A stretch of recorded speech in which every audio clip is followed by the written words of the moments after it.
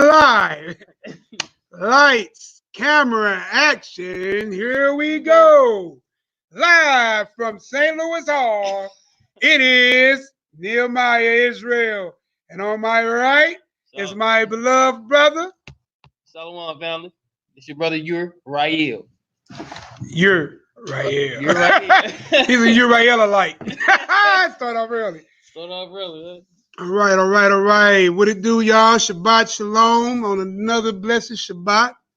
Most High allowed us to come together one more time. That's right. We got our people, our family in the audience, our push, and we got our sister Bayana. Shabbat Shalom, family. Shalomist thouest. If it ain't real, it is real. And we are Israel. It's real. All right. Definitely appreciate y'all coming in at the 8 o'clock hour. We don't try to keep you too long, man. What? We'll be here till 1 o'clock. Right. He's a I'm just saying, man. Yeah. Oh, long winter life. Well, it's the season of the ho, so let's go.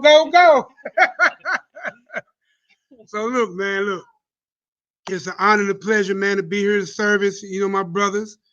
MINISTRIES, what, man, bro, when I do see you, bro, you pull up, boy, we're going to have some old Boa lights up in here. Shalom, man, a few shout-outs, man. We got OT, you know what I'm saying? 2VI, you got the axe, you know what it do. Aaron Jacobs, Almighty Queen, pull up Shebrew.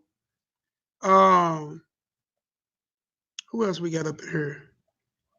We got Ak Push over here on our left, Sect of the Nazarene, Shalom, Saraya or Saraya, depending how you want to pronounce it. Queen Things, Proverb 31, blessings to you and your household. Tell your husband we said Shalom. Gilbert Patterson. We got Quinn, Adam. All right, so I can tell by here we got sound. All right, give me a number 7, y'all, if y'all can hear me out there in the land. I can't tell me. Did we used to be able to tell how many people was online so far? 26. Okay. But it was somewhere in here we used to be able to see. Yeah. I guess you was something. All right, man. It'll be all on my computer, man, because it ain't a Mac, man. Yeah. Sure enough, we on a different PC tonight, man. You know what I'm saying? As my brother told me, I'm a PC-alike. New PC-alike. So, yeah, man, we're just going to touch on a few things. We don't keep y'all long tonight. I'm not going to try to. Just go over 10 ways that the Most High proves how much he loves us. You know what I'm saying? Sometimes we forget the simplicity. We wonder about all the things we got going on in life. We act like we know what love is. Love is a feeling. Love is an emotion. Warm and fuzzy feelings. It's cotton candy. It's a big button, a smile. Right. You know what I'm saying? It's tall, dark, and handsome with a 6-pack. All these other things are what, my six. Well, I got 8 and impossible. But we're just gonna go through, man, and see one, how many times do he prove he loves us? How many ways he proves he loves us? But I actually listed out 10 things to kind of focus on to show that the Most High loves us, so we can put the question to the side. That's because right. You never know what love is until you have this type of love. Right. You see what I'm saying? So we're going to start off with an opening prayer while we pouring on in. I think we're going to start off in Psalms. 143. You want to start at 143? All right. Well, my brother said Psalms 143 from the Archangel Uriel.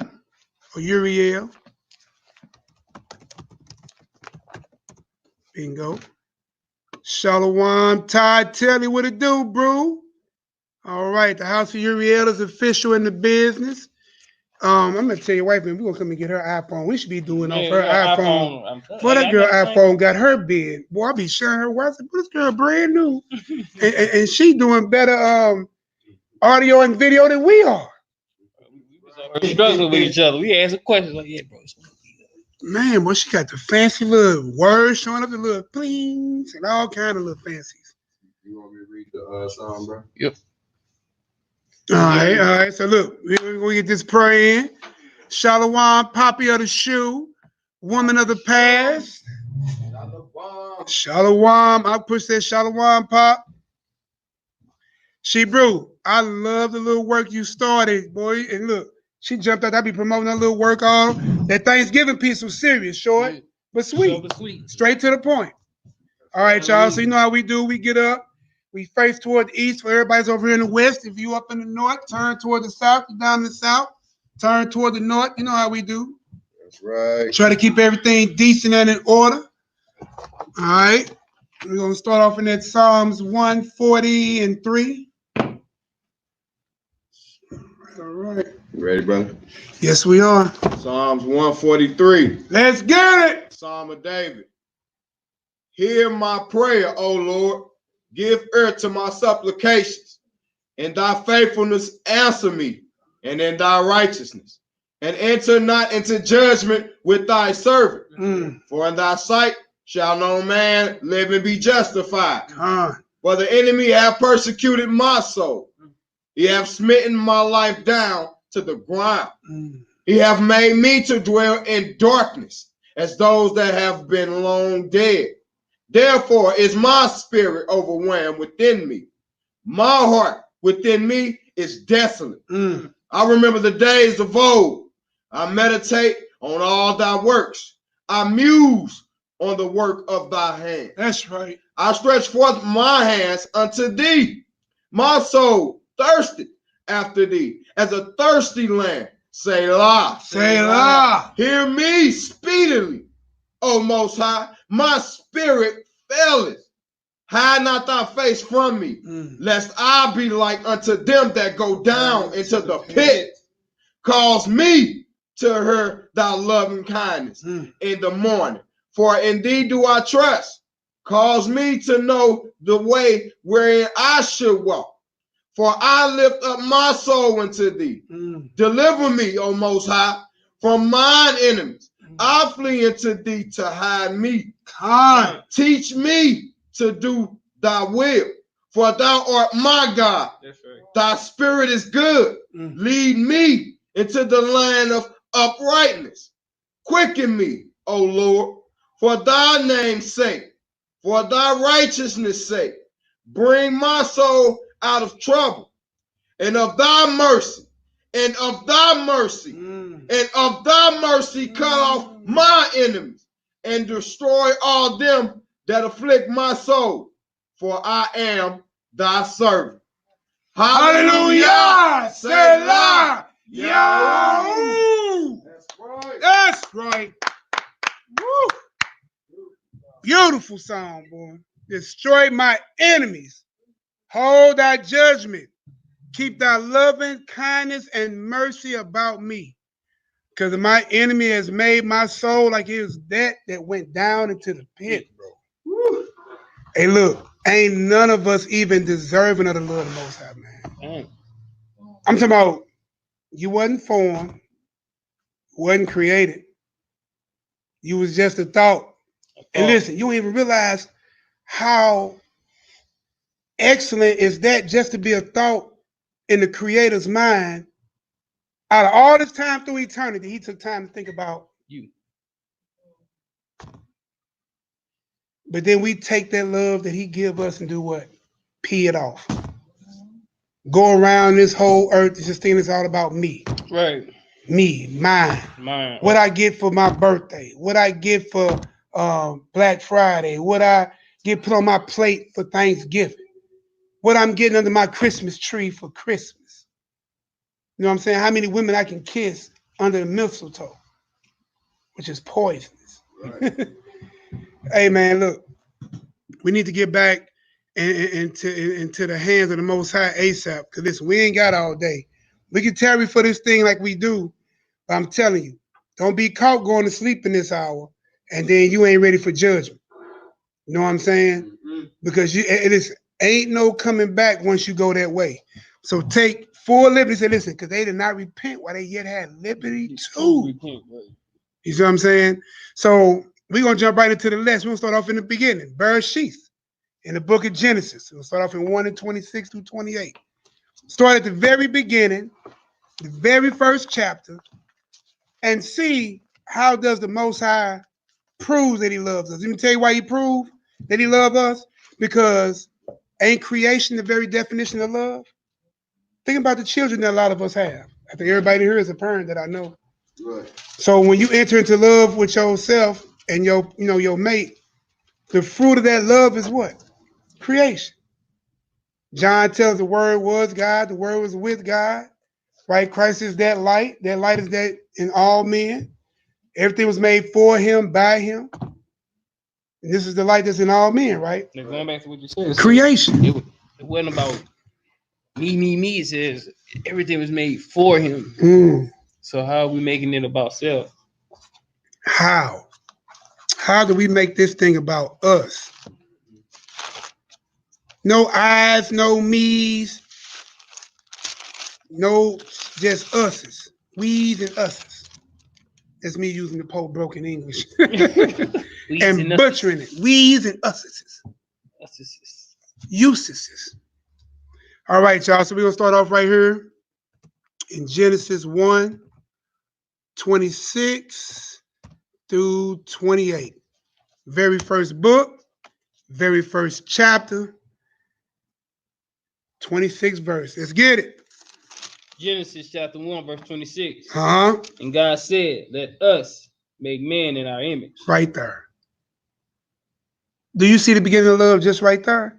Because don't every person here like to have a child or a seed or fruit of their own loins to look like them? The mamas want their babies to look like them. When they had them pretty little daughters, they want them to have their hair, their face, their features. You know what I'm saying? You know us when we get them little jokers. Right. When we look, well, he got nuts. That boy is together. You know what I'm saying? So right in the beginning, we see love. How do y'all feel? How do you feel, Yhwh, when you seen your first son born, man? Oh man, it was a feeling that was unexplainable, man. It was because like we had our daughter first, and we ended up having a mirror second. So when I saw him, I was like, man, I saw the mirror at the top of the little thing when he was born. So I saw him through the mirror. Right. And just like when he came out, it's like, man, tears just like was in my eyes. And it's like I didn't want to blink because I didn't want to miss a beat. Man, just looking at him, just like held on, just like, man, this is my little dude, this is my little mini me. You know, just like man, this is my guy. Like, what's up? And not to say we're familiar, listen, because I had a daughter first too, so I do understand what you're saying. So you had your daughter, that's dad's his girl. Right. I mean, that's the softest side of dad. You know what I'm saying? Like, that's all your love just poured out. You know what I'm saying? That's because you kissed mom in her mouth. you was love making. Right. I ain't gonna go corner. But what I'm saying, but when you have that boy, now when mom saw that, man, she was like, yes. And she could teach that baby every bit of her. You know what I'm saying? That first mother, that first all that, you know what I'm saying? The first love, the first image that baby girl will have as a man in her life is her father. Right. You know what I'm saying? Or the lack thereof, because it could be the opposite of that as well. Right. And you should be the first image of what a man should be in her life. And she'll seek that image after that. You know what I'm saying? Hopefully she won't mimic that and become, the kind of try to take care of a man because mom and dad took care of each other or whatever. But man, when you get that boy, could you imagine? So the Most High said, let there be, you know what I'm saying? The word became flesh and then everything was made thereafter. I can imagine how the Most High was when he's first of his all creation. It's his son. Son, right. That's my boy. That's my man. Right, that's my man. That's my boy. It's my man's in them. Right. That's right. Verse 26 again. And God said, let us make man in our image, after our likeness, and let them have dominion over the fish of the sea, and over the fowl of the earth, and over the cattle, and over all the earth. All the what? Earth. Some of the earth. All the earth. Wow. And over every creeping thing they creeps upon earth. So the question is, how did the Most High show us that he loves us in this? He gave us dominion. Man, so he created us. He did not only did he create us, he created us in his likeness. Right. And it's in You hear me? Nothing like anything else in his likeness. The creepy things don't have his likeness. Right. The cattle don't have his likeness. The earth don't have his likeness. Right. Nothing has his likeness but us. Right. Even Christ said, didn't it say ye are gods? Right. You were made in his image. So you was made in the very image of Elohim. You see what I'm saying? Not only did that, because he is the ruler over everything, he loved you enough to give you rulership. Right. I gave you authority over all my creation on this planet. Wow. That's major love. Yeah, that's major love. And then it's like how he entrusted them though. Even to you, you name the animal. Right, you name it. Yeah, it's your thing. Right. I gave it to you, so like you do your thing. That's straight love. That's straight love. So you was born with what? In the image of the most powerful thing in creation, and given power over creation. Man. And then look, bro, when you get into that life for Adam and Eve, Satan will tell you what you know what I'm saying, why he got kicked out. You know what I'm saying? It's because of the image was given, he refused to bow to it. Yeah. You know what I'm saying? So he was like, look, why should I bow to him? I was before Adam. Right. You know what I'm saying? It ain't about who came first. It's about who got the image. So you ain't gonna bow down to my image? All right, I'm gonna holler at you later. Handle your business. Handle your business, brother. Hey. Right. That's my prince. Right. That's Junior. That's JR. You see Eliezer, the servant of Abraham. He had love and favor too. Right. And the whole thing is, listen, it's not my place to say who the Most High placed in what order and what way. You know what I'm saying? My job as a creation of the Creator is to obey. Right. We have children. We want them to obey who? Us, because we're their what? Father. Creator, their fathers and mothers. When we were born and we were the creation, we had to do what? Obey. Okay. So look, was that not love?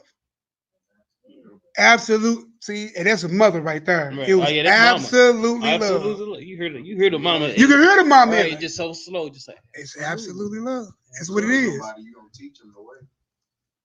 And listen, that's why it's not in a place for the woman to be the man and the woman. It's not a place for the man to be the woman and the man.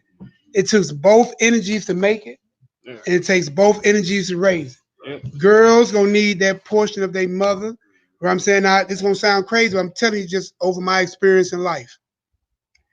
The daughters need their father's energy in the beginning. In the beginning, they need their father. They need to understand what authority is, what the placement is, how to move within that authority. You know what I'm saying? In that covering. When they become young women, flowered women, you know what I'm saying, in ages of accountability women, they need their mother to teach them how to be good wives, good mothers, keepers of the house. And this is script. I'm not making this up. This is as it is written. Right. But it makes sense. That's when they need their mother's energy. Now for the men. Now when the men, when they're younger, they need the nourishment of the mother. They need her first. They need to understand what it is to love a woman, to treat a woman, to see how dad treat and move with his wife. You see what I'm saying? To know how to become that. Then he need that what? Hard knock life from pops. You know what I'm saying? The order that he needs to take in order to take over his house and be order over his house. So it just makes sense. It's the truth. Just like, man, my just for like 1 minute, just like, man, my old dude was killed when I was 5, man. You know, so just I never had a father figure in my life as far as like my mom was never like with a man for a long period of time. So it's just like I always saw that, you know, my mom was talking to different dudes or whatnot. So it's just she talked to this dude and this dude and this. So it's like they was never a father figure to me. You know what I'm saying? So it's like I never had the father figure like actually in my household to live with me. So did you yearn for that? Yeah, because like, man, I see everybody else. They grew up with. My friends stay behind me. I see his daddy and mama how they roll. Hey, I gotta go in the house because my daddy said it's time for dinner. Well, my mom said I gotta do my homework. Well, my mom, it was just like, you do your homework. I'd be like, oh no, I ain't had no homework. Okay, that is what it is. You know what I'm saying? But she still gave that inside of the house that kind of like love for her children, but we didn't have a father figure in the house. So I yearn for that. So when my homeboy down the street, his daddy was the neighborhood daddy. You know what I'm saying? So he raised the whole neighborhood. So we knew I dare not fight his son because what? Wonderful. I knew I would get in trouble by his daddy. His daddy was just like, look, all y'all my sons. All y'all my sons. You know what I'm saying? Like he actually raised us as his sons. And when he died, bro, no bull crap. As soon as he died, the whole neighborhood was shut down. Now me and his sons, we banging with each other, fighting each other, this and third. But if he was still alive, it'd never happened. It'd never happened because he was the father figure in the whole neighborhood. That was the only family in the neighborhood that had the mama and the daddy in the household. And bro, we got 30 houses on the street. 30 houses. That was the only house in the neighborhood. And guess what? They was in the middle of the street. Their house was in the middle. So they took care of everybody in the neighborhood. That show how I used to be in my house, boy. I used to come to my house. Like I remember one time one of my children had somebody wanted to fight, but I had a rule. You want to fight one of mine, I ain't got no problem with it. You know what I'm saying? It's gonna be one-on-one. You know what I'm saying? But I'm gonna always see what it is. So I remember one of the children say, well, Mr. Big J, Mr. Big J, I want to fight your daughter. You know what I'm saying? I said, well, y'all can't talk it out. I said, well, look, y'all go over there in the schoolyard. I told you, because I got to try it. Go over there, make sure nobody get it. Hey, win or lose, just come on back home. And that's just what it was, man. You know what I'm saying? Sometimes you're going to have those situations. Right. But it was respect. Though. Right. That's what I'm talking about. Yeah, most definitely. You're going to have fights. You know what I'm saying? It's just what it is. But people need to respect each other. And then once you're done there, you're done there. That's showing my father. Well, I remember one time my older daughter, she said, Dad, everybody in the school bus want to fight me. I said, they do? I said, well, you know you got to go down the street and pick up your sister and your brother from school, right? So we drove down to me, all my peoples, right? So we on the block. We parked across the street, right? So the little girl came around the corner with all her peoples. All her peoples on my daughter. Well, like, ooh. I said, boy, y'all honor me. All y'all for her. Well, here go all her people right here. You want to fight my daughter? Go ahead. And see, my children, I teach them, listen. That rap, ain't nothing out of rap. Listen, if you want to go there, you throw the first blow. Right. I know that's a baby girl. She right there. My daughter ain't said nothing. Go ahead. I don't even want to fight this little girl. I got a police record. And walked on out. It's always mouth.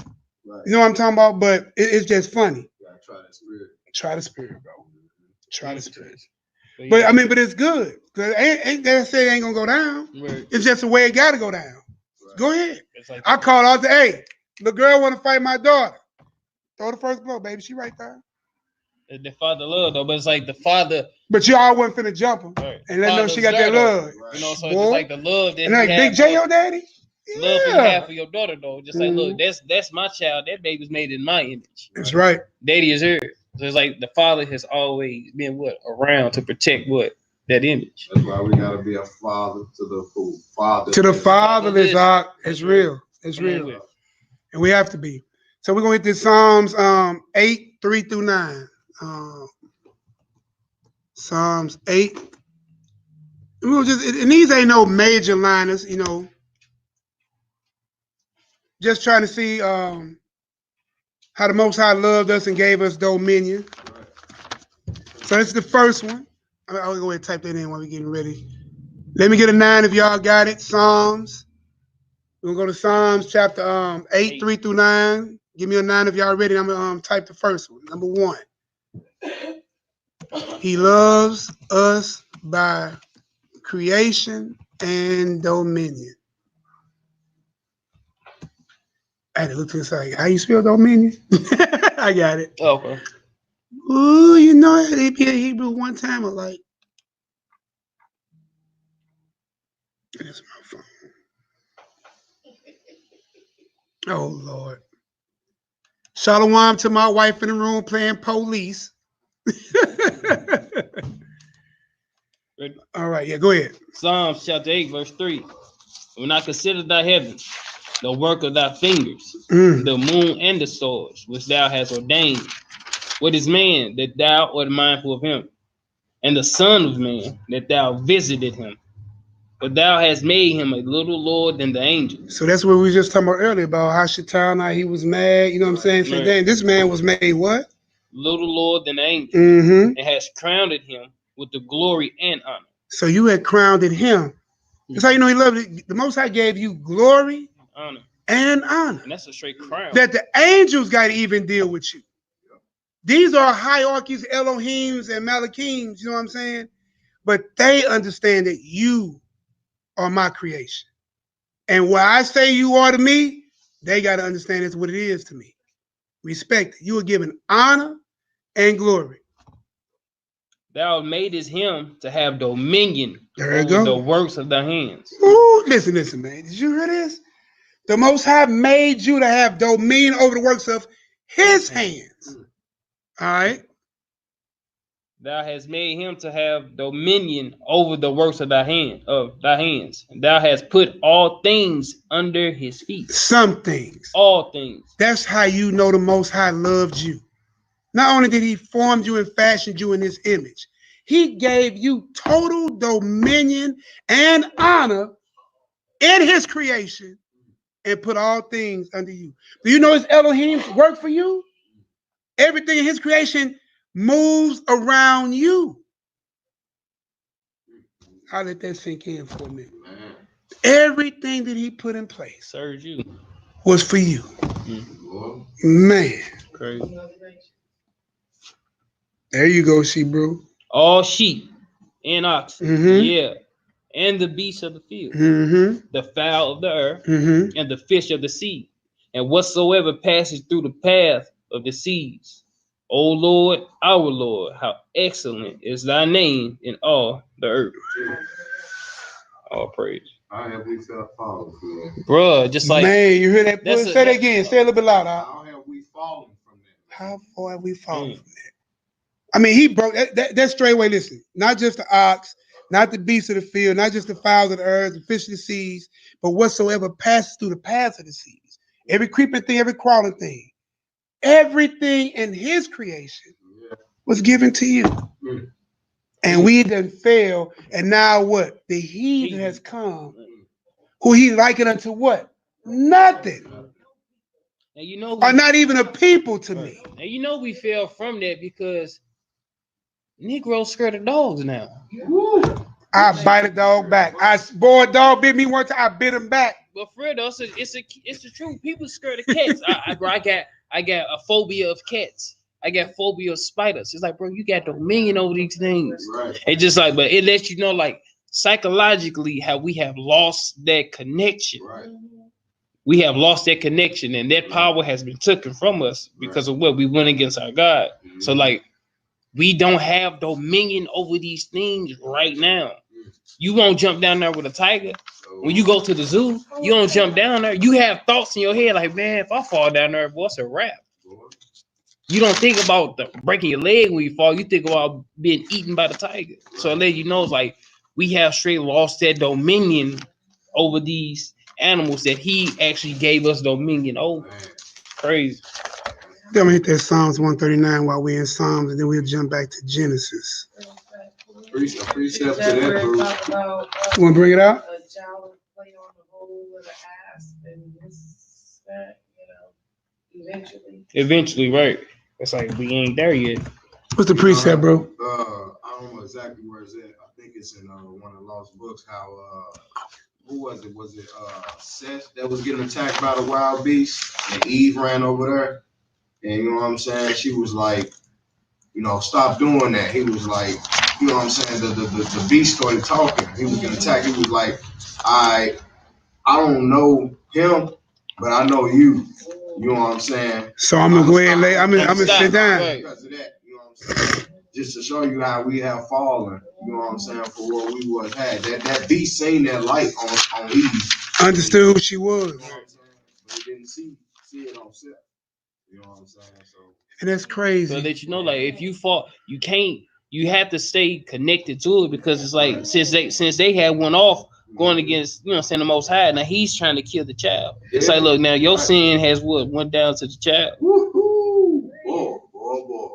Crazy. It just shows there's always been a ripple effect. Yeah, ripple effect. It kind of reminded me of that situation with Joseph and Pharaoh. You know what I'm saying? When Joseph passed away, the new Pharaoh didn't even know who Oh, he yeah, was. didn't know who. Well, I don't know who that is. I don't know what this is, but this is what's gonna happen. Yeah. They haven't go because they became too many. Let alone they joined to another nation to overthrow us. It's a wrap. Yeah. Hardship for them. Yep, just like look, kill them. See what I'm saying?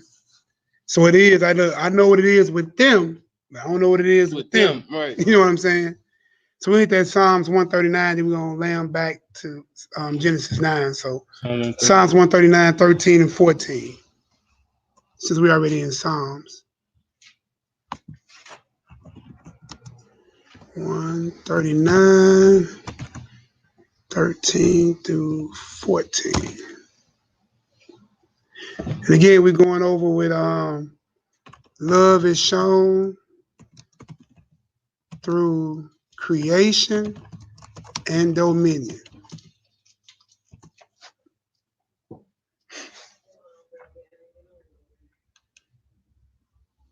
All right, go ahead, bro. Psalms 139, verse 13. Uh-huh. But thou hast possessed my reins. Thou hast covered me in my mother's womb. So right there, not only did he create you, and he even covers you in your mother's womb.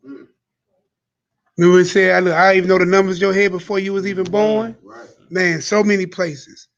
So you even have a covering in the womb of your mother. Especially, that should make sense when you understand from Noah to Abraham. He said, I will make a covenant with thee and thy what? Seed. Seed, which is sperm, in the womb. So God's covenant starts at the very micro cellular level. That's how much your God loves. He loves you to the molecular level. Keep going. For verse 14, I will praise thee, for I am fearfully and wonderfully made. You are what? Fearfully and wonderfully made. Marvelous are thy works. And that my soul know it right well. See right there? So you're beautifully, perfectly, wonderfully made. And even your soul know it right well. So like you said, how far have we fallen now? Right. Going back to that Genesis 9, 5, and 6. Genesis 9. Then, you know, other people, they notice when you fall from, you know what I'm saying, the glory or the grace from the Father. People will start noticing that, like, hey, what them was it Edomites? When they were talking to Job, they're like, nah, bro, you did something. You did something to make the Most High mad. They noticed that because they knew how blessed Job was. You know what I'm saying? So now, when you study the book of Job and the pseudos, you know what Job did to piss Satan off? He was going around tearing down his idols. Boy, most people don't know that, boy. Tubi, y'all had put that out there on Facebook like as a study question. Like, so what did Job do to piss Satan off so much? everybody flipping pages. Boy, everybody flipping. Now here come the test. You go to your mama's house and see that Christmas tree. I bet you ain't gonna judo chop it down. Boy, I'm gonna kick a tree of light. Boy, we'll be playing football. Wildcats, football.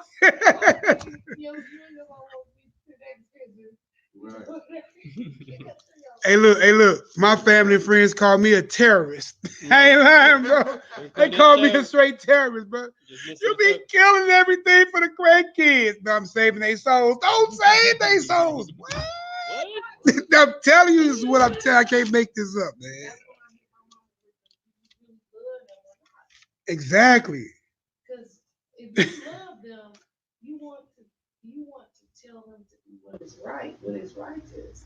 You're not gonna reward bad behavior. That's right. You know, it don't work like that.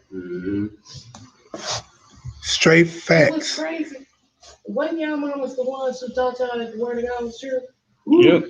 Hey, but that's why Messiah say, "What I came to set a father against a son, a mother against a daughter." Yeah. I don't agree with that. It says Matthew chapter 10, and then it's Micah chapter 7. Man's enemy of those of his own household. Hey, look, boy, they call me a terrorist, bro. They be like, don't invite Nehemiah no birthdays, no pagan holidays. Definitely don't call him for the 4th of July, boy. I'm on record burning flags. I ain't lying, bro. I'm on record burning flags at your crib, boy. Hey, man, look.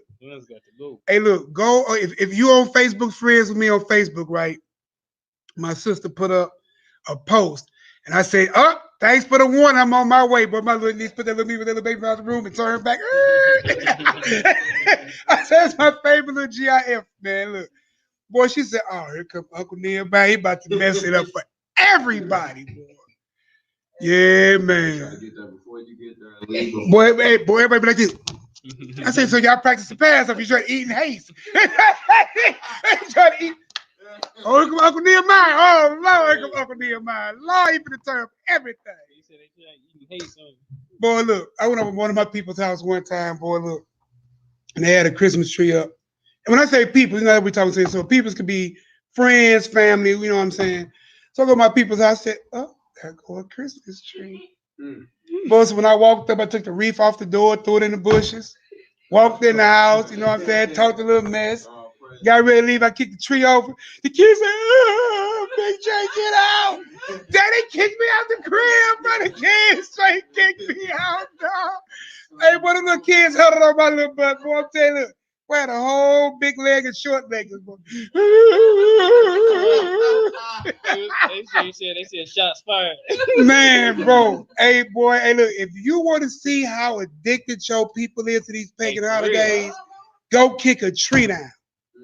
I saw him with a pan of macaroni on the floor, and they say, "Steak Happy Thanksgiving again," and next is gonna be the turkey.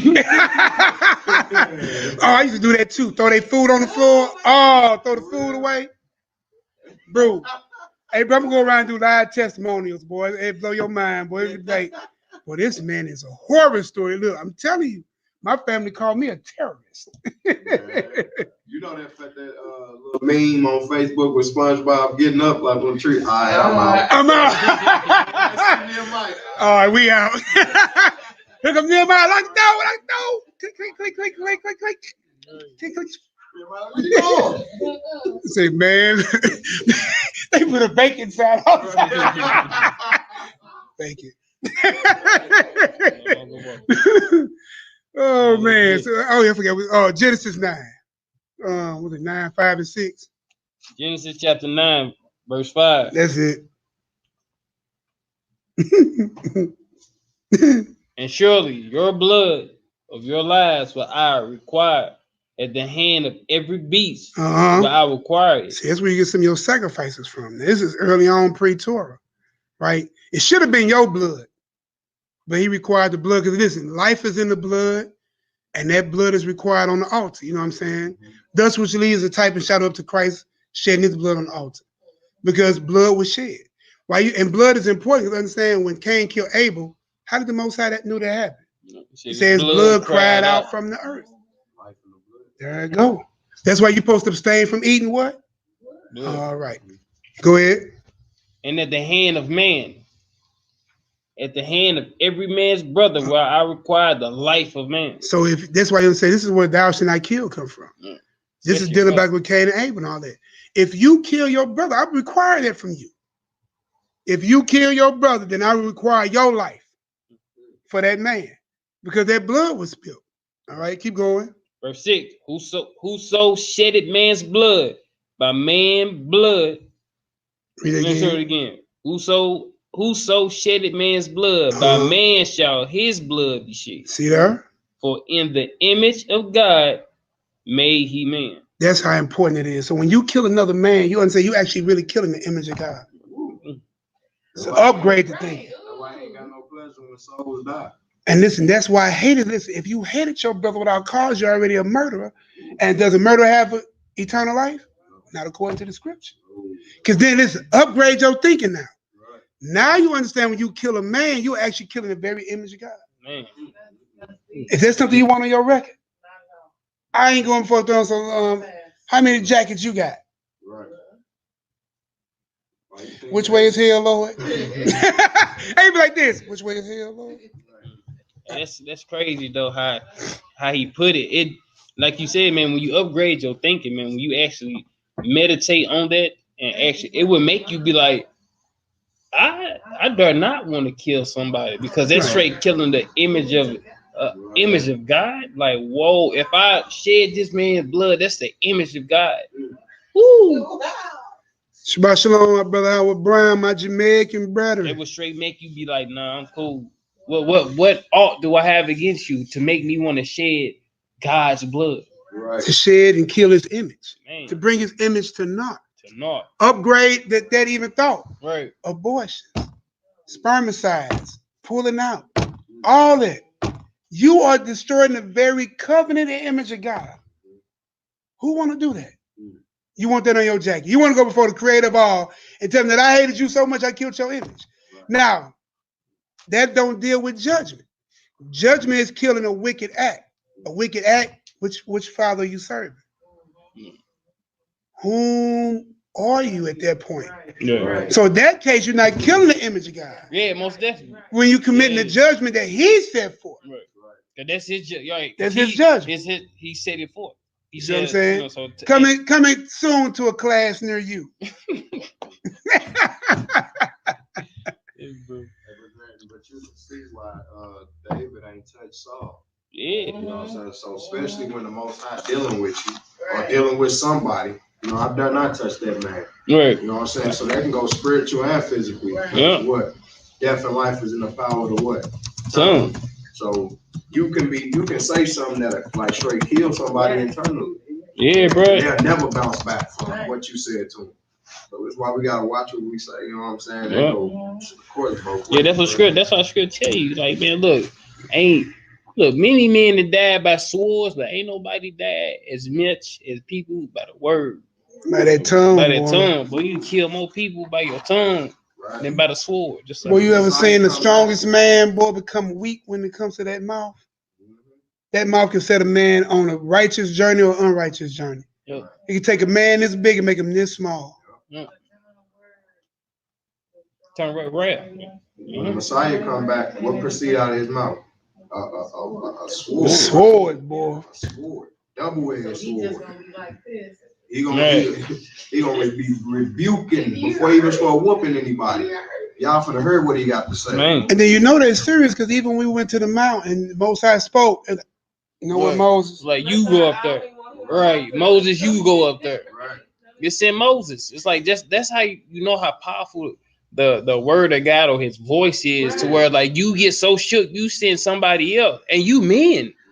That's men. You straight men. You stood by a waterfall before? He says his voice like many waters. And so if you ever stood by a waterfall, even though you standing right next to a person, you may not even be able to hear. Like what? Right. So if he's speaking to you like that, he's coming at you. And you gotta imagine too, at that mount, you got the horns and lightnings and fire setting on top of the earth is quaking. Man, it's so much things going on during that. Well, you're in your it's like right. Boy, only thing you you about to be an ostrich head in the dirt. Hey, boy, hey, only thing you can say is straight pray, get on. Hey, boy, you be like this. Hey. If you had that spirit in you to even know to do so. Because say you one of these non-believers and all this going on around you, but you shook. Right. That scared to death. Boy, everybody had diaper cloths on. But it was in Hebrew diapers at the mount. Right. Straight men, they straight send Moses. They like, look, you go holler. Hey, you go holler, man. You go holler at the Lord. But his hair turned white just from. Even Moses had to wear a veil, you know what I'm saying? Because he had absorbed so much of the glory of the Most High that Israel, even they couldn't absorb it. Let me go ahead and cover myself up. No. That's how being in the presence. So we're going to hit the second point, right? So the Most High shows us that he loves us. Now listen, this is something else as parents don't even understand. To send your child to die for them people. Mm-hmm. Lord, make me a body, I'll go down. If it's your will. So let's start off in the most famous Bible verse they love to go to. John chapter 3, verse 16. And he didn't sperm. No. The only thing I can compare to that is the mother with her seven sons. And all of them took honor in their death. And he thought he was going to get the last one. You don't want that, do you? Boy, you don't want that smoke. Man, give me all that honor. Give me all that my brothers before me did. And mama went that way too, you hear me? Let that be a testimony in Israel forever. All right, so we at John chapter 3, verse 16 and 17. And then you know, because I read this right, I'm going to have to do a little cleanup of what it really means. So, all right.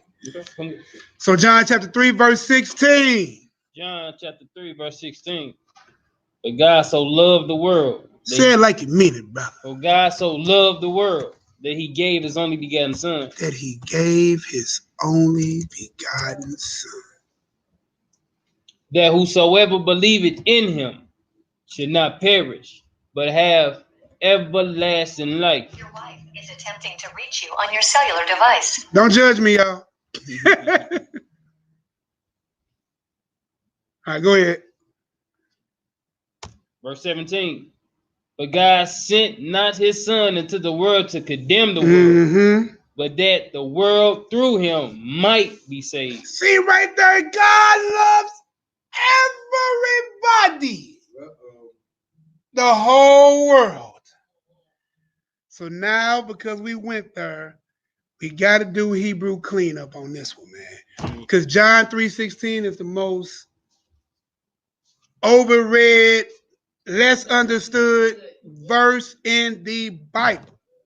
Oh, yeah, for sure. So we're going to find out who this world is, and we're going to go through this and see what world is he talking about. Because listen, you call this the new world, that's the old world. You got the animal kingdom, you got man's kingdom, you got the plant kingdom, you know, you got all these other worlds. So, oh, you already know we're going there. We're going to hit that Acts chapter 2, 21 and 22 first. Acts chapter 2. This is called Hebrew cleanup. But we need to understand that God did love the world so much. And we're going to learn who this world is. Right? Remember, if we read in Matthew 1 and Luke, it tells us that he was here sent to save his people from their sins. Right? Be this whole world mindset, because the scriptures have to make sense. Right. Because remember, he reputed those other people from Adam as what? Nothing. All right. All right. Hey. Hold on. All right, hey, you got the notes? I gotta tell you, my wife was just in a car accident. Okay. So yeah.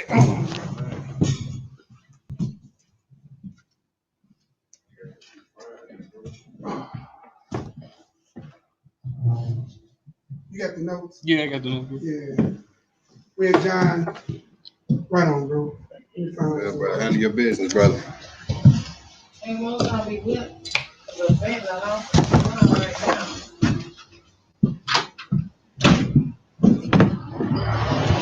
Yeah, what's wrong? Yeah, shalom, family. We'll pray for your brother Nehemiah. He just got news that he said his rib just got into a car accident, family.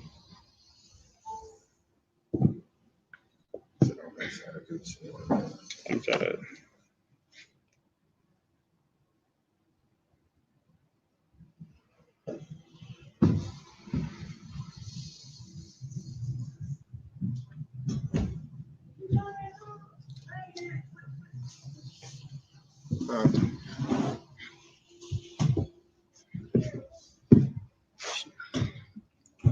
You got the notes? Yeah, I got the notes.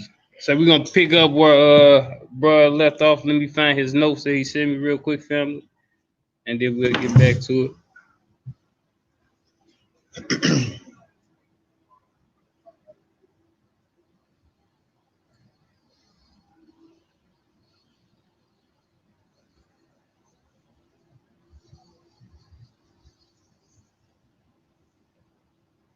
Terry for your brother. Let me see my glasses.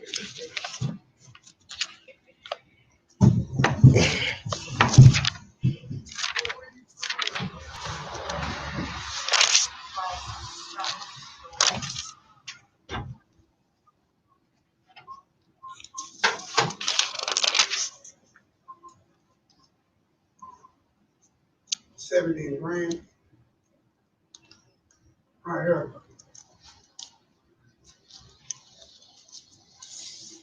You good, bro? You need some? Y'all got this? Yeah, we got you. You need something? No, I'm good. Sure. Hit and run. Oh man. I mean, it's all good. We got full coverage though. So, Right. I mean, she alive. That's all. Man, all praises. I'll be back.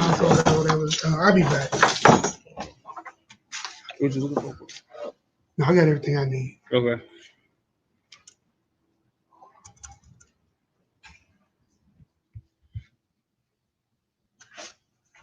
All right, so what was We it? get John 3:16 going to Acts chapter 2. We'll do 21 through 22. And push them to see these notes so you'll be able to follow along too. Okay.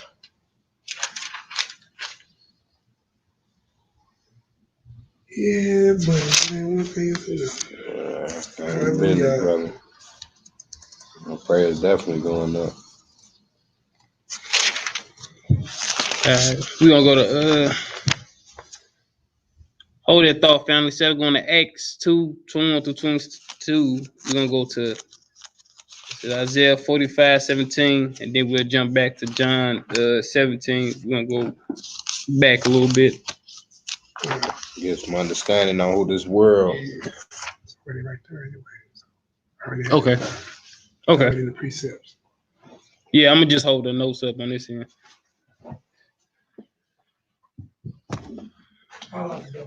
Okay.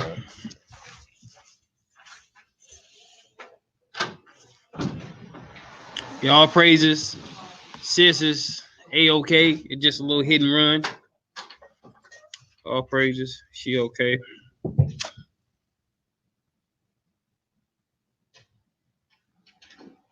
The Most High always protects. Remember that. The Most High always protects. So we're gonna yeah, so going back to what bro was saying, it's like they always go to John 3:16 to say that God so loved the world, that he loved everybody. And they stop right there. And stop right there. Which this black? Yeah, it's the one I got for the car. Keep the box. The box, I think is not the power cord to the computer. To the charger. To the charger.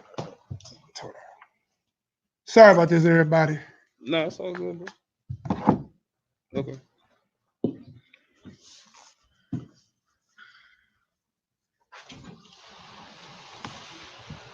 All right, so we're gonna go to Isaiah 45, verse 17.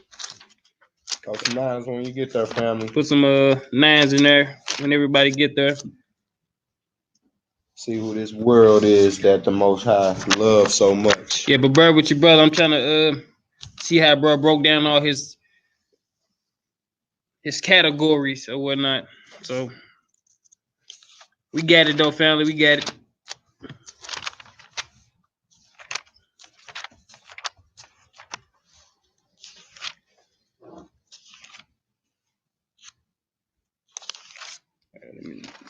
All right, we got Lamb Book of Life.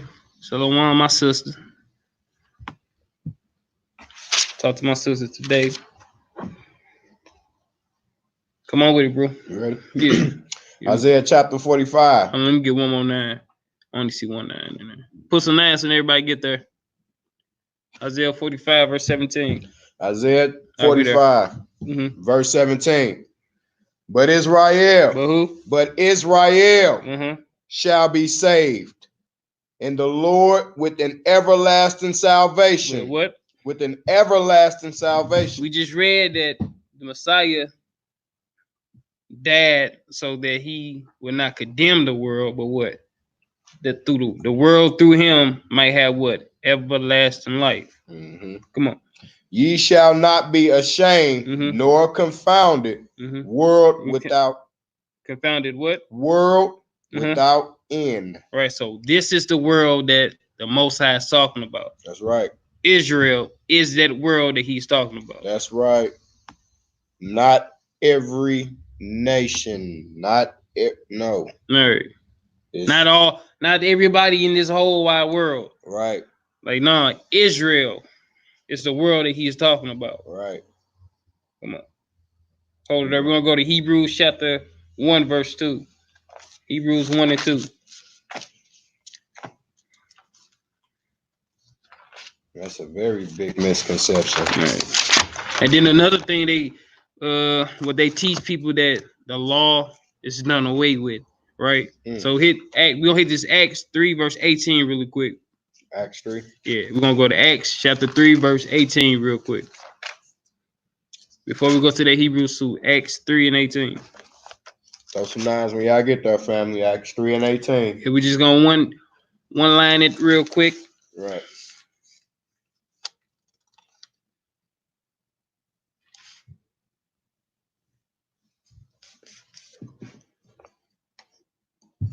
Hey there.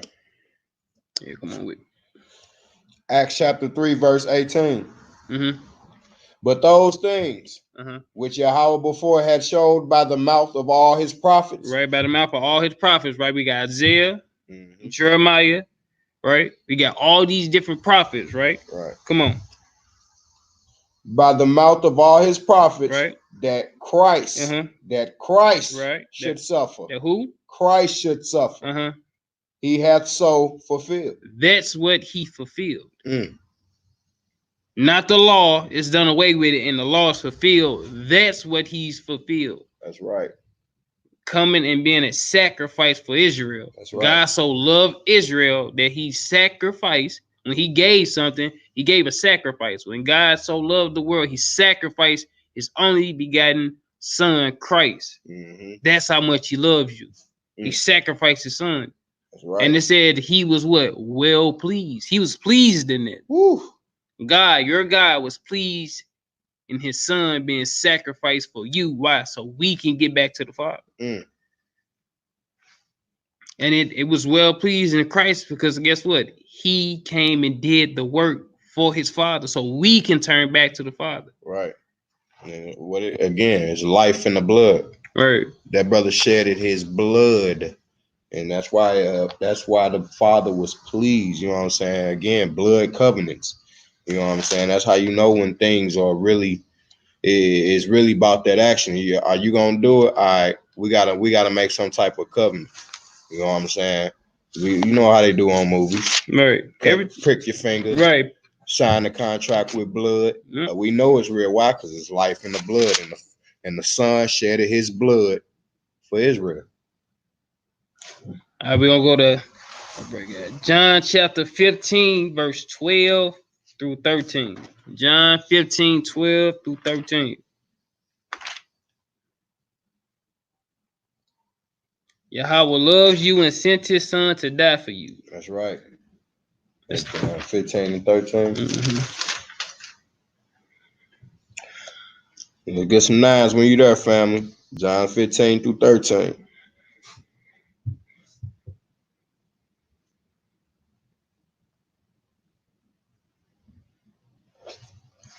I'm tripping, John.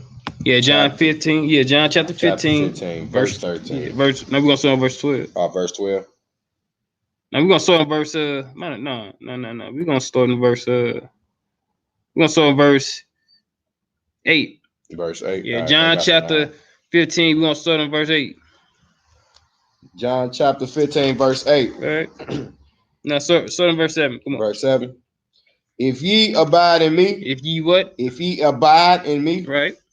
And my words abide in you.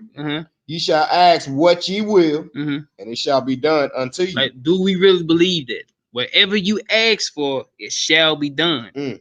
If these words that he speak abide in you. Right. Come on. Verse 8. Herein is my Father glorified. Right. That ye bear much fruit. That you what? Bear much fruit. Now get rid of fruit. Bear much fruit. Right. So shall ye be my disciples. Right. He said, look, you are my disciples if you what? Follow me. If my words reside in you and you bring forth fruit. That's right. Come on. As the Father have loved me. As the Father what? As the Father hath loved me. Come on. So have I loved you. So have I loved you. He said, look, just like the Father loved me. That's right. So have I loved you. This is the Messiah talking to Israel saying, I love you. Woo. This is the Messiah saying, just like the Father loves me, I love you. Come on. Continue ye in my love. Continue in my what? Love. Continue in my love. How do you continue in the love? Come on.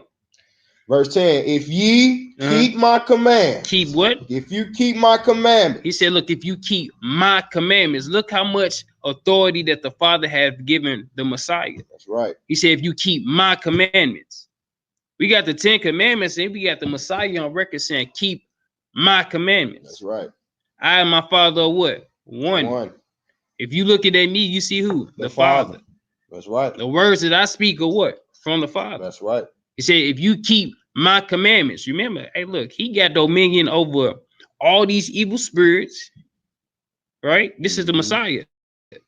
He got dominion what? Over the earth. In my love, even as I have kept my come on, spoken unto you, right? That might remain in you. Come on, and that your joy might. This is my commandment. This is what? This is my commandment. So now we got the Messiah's commandments. Come on. One another. That you hate one another. That you love one another. Come on. As I have loved you. He said, look, my commandments, right? You got the Father's commandments. These are my commandments. That's right. You love one another. Just like I love you, you love one another. That's right. Come on. Greater love hath no man than this. Come on. That a man lay down his life for his friends. He said, look, no greater love than this, that a man lay down his life for his friends. Didn't he tell the Pharisees that? What did he say? I lay my life down. Right. And I could bring my life back up. Come on. Ye are my friends. Ye are what? My friends. If ye do whatsoever I command you. He said, look, you are, this is how you know you his friend. It just, can y'all hear us? Because you may guess, he said, is it just man or bad service? Let's see. Hey, put some sevens in the room if y'all can hear us.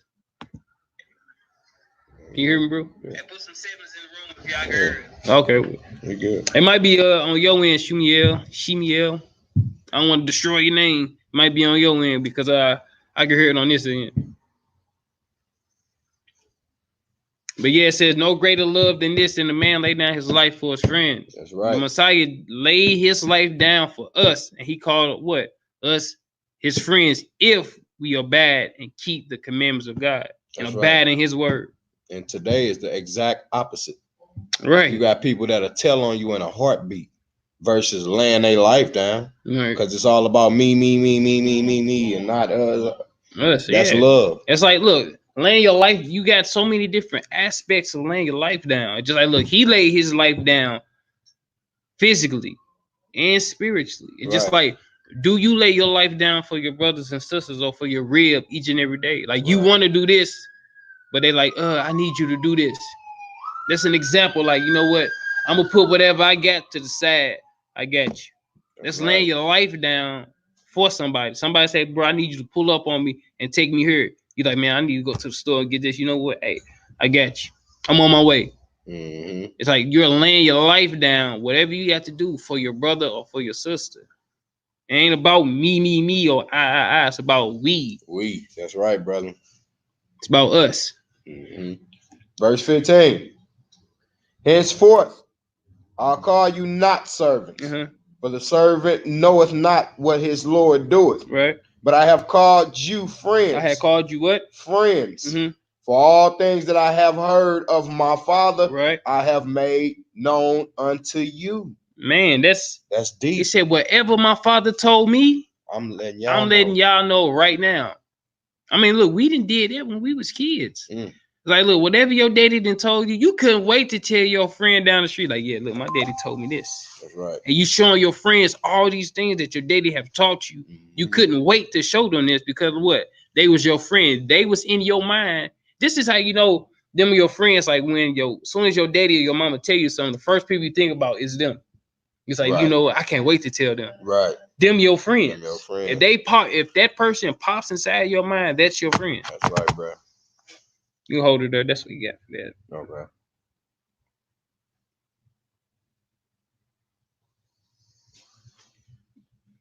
All right, family, we're gonna go to 2nd Ezra chapter 6. This section is section 3. Yahweh loves you because he chosen you. 2nd Ezra chapter 3. Yes, 2nd Ezra chapter 6. 6. What verse? It's at 54. 54. Yeah, I think that's what it say. Go back to Bear with me, family. I think he had a typo somewhere. Let's see. It says 2nd Ezra. Hold on. All right, look, we just gonna hold the 2nd Ezra, family. We're gonna go to Ecclesiasticus 17, chapter 17. We're gonna start in verse 17. Get that 2nd Ezra. I don't know where bro trying to start with that. Okay.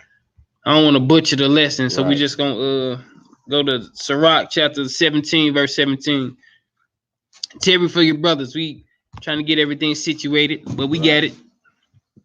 Still gonna go for It's it. still gonna go forward. We just don't want to butcher it. Right. 17 and 17. Yeah. Throw some 9s in there when you get there, family. On that Sirach. 17, 17.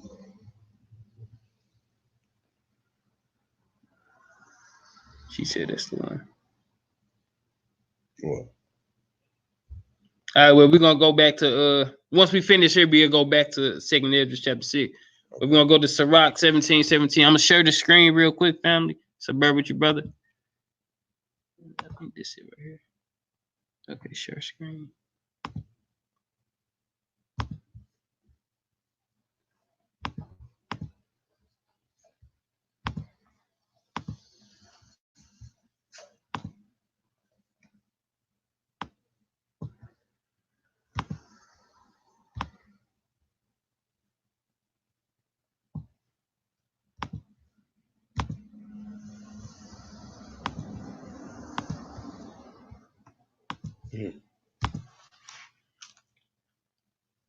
Sirach 17, verse 17. Come on with it, bro. All right. Sirach 17, verse 17. Right. I'm gonna read this slow. For in the division of the nations Come on. of the whole earth, Of the who? of the whole earth, Come on. he set a ruler, You said a what? a ruler Uh-huh. over every people. But Israel Uh-huh. is the Lord's portion. It's the whose portion? Lord's portion. He said, look, Israel is the Lord's portion. Mm. It's division amongst all nations of the earth, but That's right. Israel, out of all the people of the earth, Israel is his portion. That's personal. That's his portion. Like, look, everybody got their own portion. He said, Yep. look, but This that's mine. mine. This mine. Mine. That's mine. Don't nobody touch it. That's Right. mine right there. That's Everybody mine right know. there. Right. You go in the kitchen and you see the father's cup, Right. the That's father's plate. Don't touch it. Don't touch my plate. That's mine. Straight up. That's just like when you got people who got dogs and they breed dogs and Right. they got the puppies. They said, look, Mhm. the first, that one mine. Yep. They call it out That portion, this puppy right here, that's mine. before it's even ready to leave his mother. Before it's ready That's to leave, mine. right? That's mine. Eyes ain't Mine. even open yet. That's mine right there.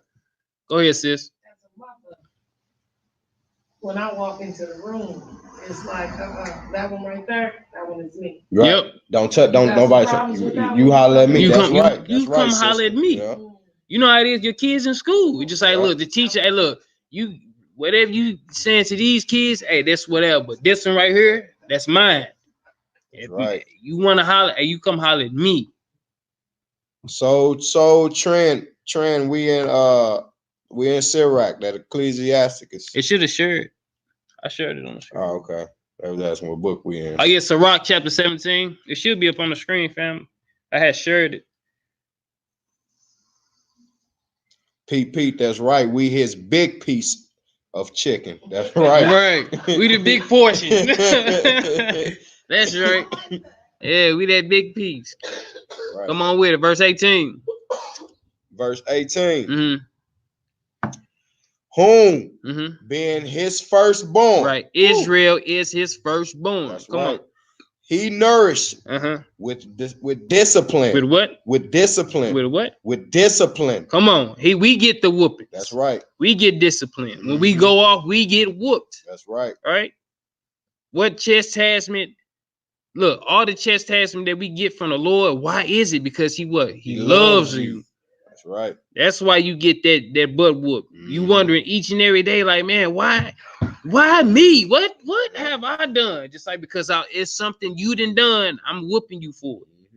And then when you get whooped, what do he tell you? No, don't sin no more. Hey, sin no more. That's you getting your butt whooped. Straight up. And getting the correction. It's very like humbling and very pleasing at the same time. Cause you like, look, all praises, I'm getting a whooping by the Most High because let me know that He loves me. Yeah. And put you back on the right path. Like, look, when you go off that path, He whoop you until you get back on that path. Trust me, I know. And if you, I know. Hey, look, trust me, I'm speaking from experience. I understand and I know. That's right. I know what it is about going, just like David's, just like, look, I almost slipped off the path. I was almost gone, but that discipline, that whooping, bring you back to that right path. That's how much love He has for Israel, for you.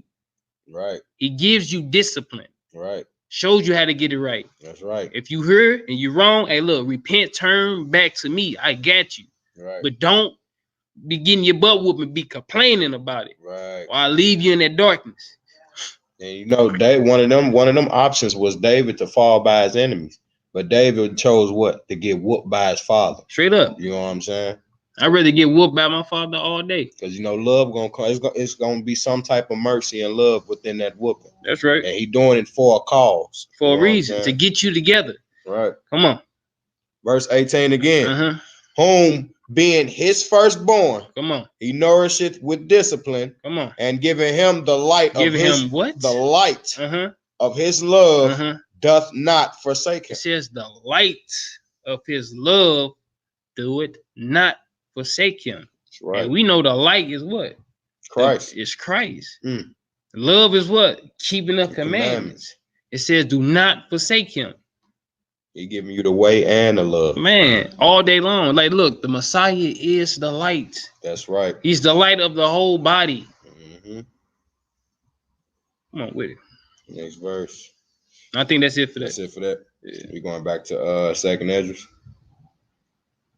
Yeah, second Esdras. Let me make sure this right. She said it was right. Second Esdras chapter 6:54. Oh yeah, that's right, because that's when he's going to Second Esdras 54. Yeah. Second Esdras. Second Esdras chapter 6 verse 54.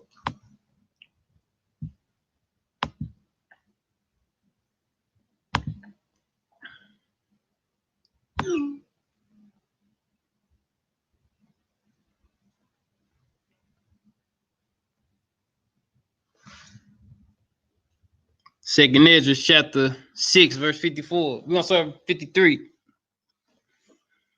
Type some nines when you get there, family. Second Esdras 6 verse 53.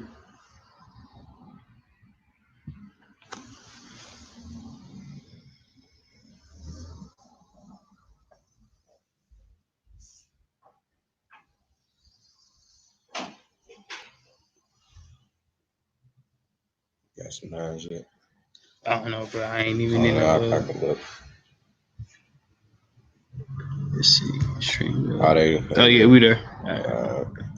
I'm going back, family.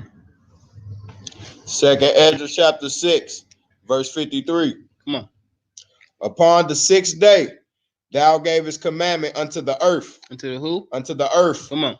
That before thee it should bring forth beasts, cattle, and creeping things. Come on. And after these, Adam also, whom thou madest Lord. Whom he made his what? Lord of all thy creature. Come on. Of him come we all. Right. And the people also whom thou hast chosen. And look, all the people who the Most High has chosen came through Adam. He's the first Adam. That's right. Come on. All this have I spoken before thee, Come on. O Lord, because thou madest the world for our sakes. Made it for what? Our sakes. He made the world for Israel's sakes. For For our sake. Ooh. Come on. Verse 56. As for the other people. For the who? For the other people. Come on. Which also come of Adam. Come on. Thou hast said that they are nothing. They are something. Nothing. Everything. Nothing. He said they are nothing. Woo. Ooh. Come on. But be like unto spittle. Spits. Spit. Come on. Oh my God. And has likened the abundance of them unto a drop that falleth from a vessel. So look, these other nations have nothing. Nothing. They are not a people. Or they are what? Not a people. He said they are not a people. Boy. But Israel is his what? Portion. Man. Say, look, these other people can't compare to you. Nowadays, our people want to be like the other nations so bad. It's like, why is that? Even Malcolm X, he even said it. He said, look, don't be like them, because as soon as you try to be like them, you Negroes are going to forget everything. Right. You're going to forget that that's your brother. Now he become what? Your competition. We used to straight roll with each other. I look through thick and thin. You getting bit by a dog? Hey, I'm out there with you. Right. They spray you down with a hose. I'm out there with you. I'm front line with you. We gonna march down here together. We got each other back. We walked with each other. Hey, forget that bus. We'll walk. Right. It is what it is. But nowadays, soon as gotta get mine, you gotta get yours. Straight up. It's like now. It's like now we become in competition with one another. Oh, he got a nice jacket. I want the jacket, but his blue. Mine's going to be black. Mine's should have Kwame Yasharala down this sleeve, and my fringe is gonna be looking like a woman draped skirt or wedding dress or something. It's like we tripping. We want to be like them so bad. But the crazy thing is, guess what? They want to be like us. They want to be in your spot. Man, they want to be in, man, look, they want to be like us so bad, but we want to be like them. It's like, when are we gonna see these other people trying to be like the Most High's what portion, his chosen people? Quit trying to be like them. They convinced us to try to be like them when they actually stepped into the role and portrayed themselves to the world as us. They stole our identity, and we believe it. Right. And that's right. And yeah, hey, but it's like we straight believe, like I said, it's like that they us. Man, it's like that psychosis is real. But this the crazy thing about that. You can tell it's all carnal, because if they want to be us so bad, then they'll do what? Keep the laws and statutes of our Father. Oh yeah.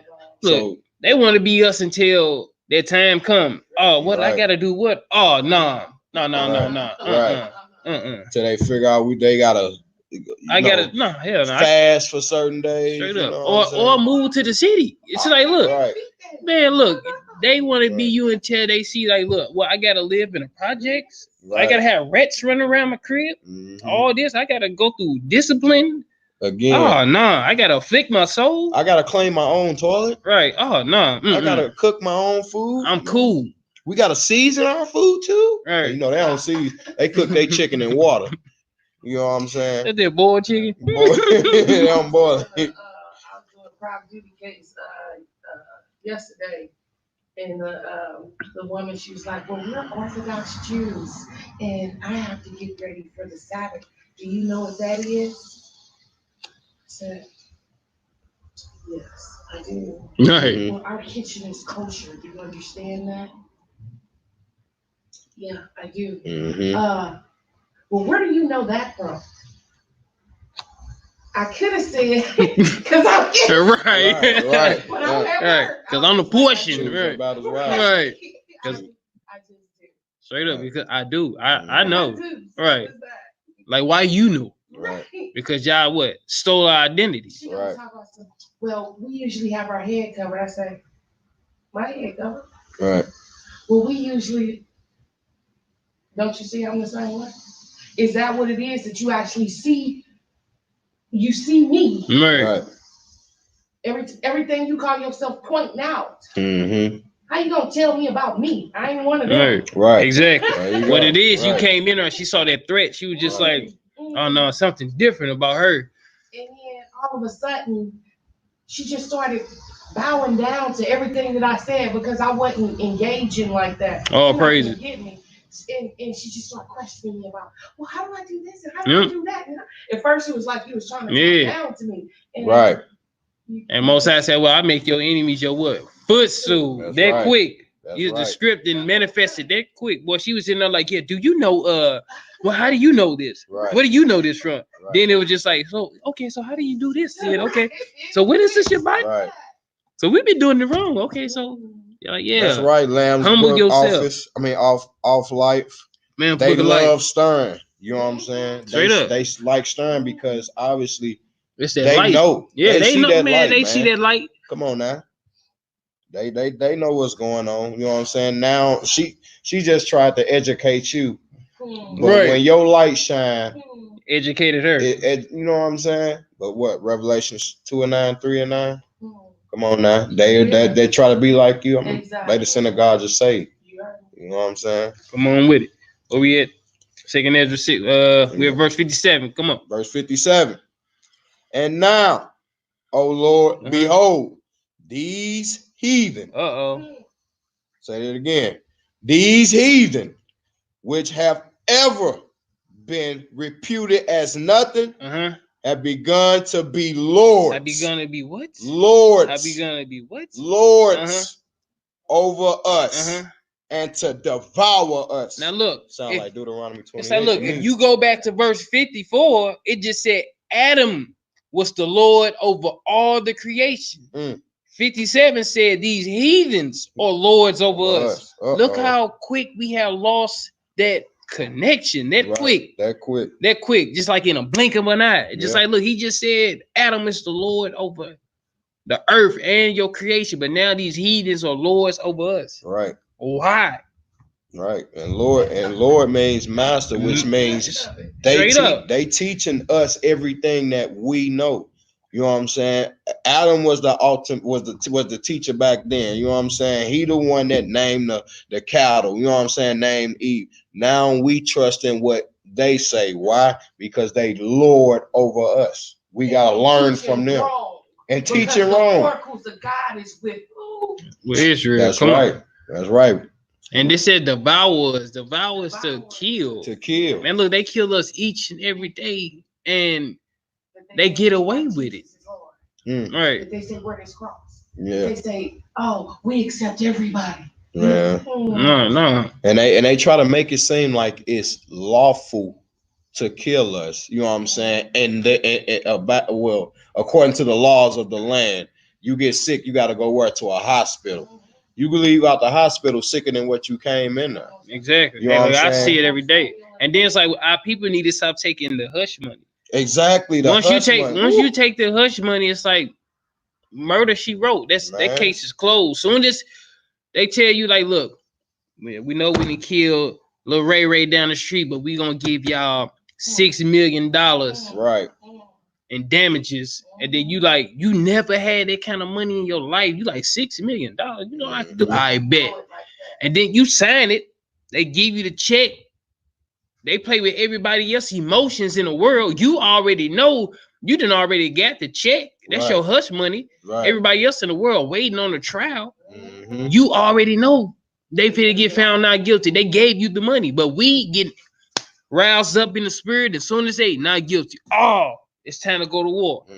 Now we getting mad and ready to kill them and all this and that and the third getting riled up. It's like, look, he was already written that they finna devour us. Written that they gonna kill us in the streets and be found not guilty. Right. It's written. Right. Again, when are we gonna turn back to our God? Right. The firstborn. Right. When we gonna turn back to our Father? Right. Not during the time of your trouble. Always turn back to him. Right. Come on with it, bro. You can precept this with Deuteronomy 28. It say what? We gonna be made low. They gonna be made high. You know what I'm saying? We gonna be the borrower. Right. Yeah. We got to look for them. You know what I'm saying? But Come it is on what with it it. is, bro. Verse 58. Verse 58. But we, thy people, Come on. whom thou hast called thy firstborn, Come on. thy only begotten, Now what? thy only begotten, Come on. and thy servant and thy fervent lover, And now what? fervent lover, Come on. are given into their hands. Giving it to what? Their hands. Come on. If the world Mhm. now be made for our sakes, Come on. why do we not possess an inheritance with the world? Come on. How long shall this endure? How long shall this endure? Oh my Until God. what? Till the Messiah comes back. Right. So look, we got to go through this until the Messiah comes back. We still doing it to this day. Right. And look, we are those children. That's we right. are the children. Come on. That's it for that. Oh yeah, we keep getting our whoopings. Keep Hey, but getting look, it. these whoopings for the straight turn into what?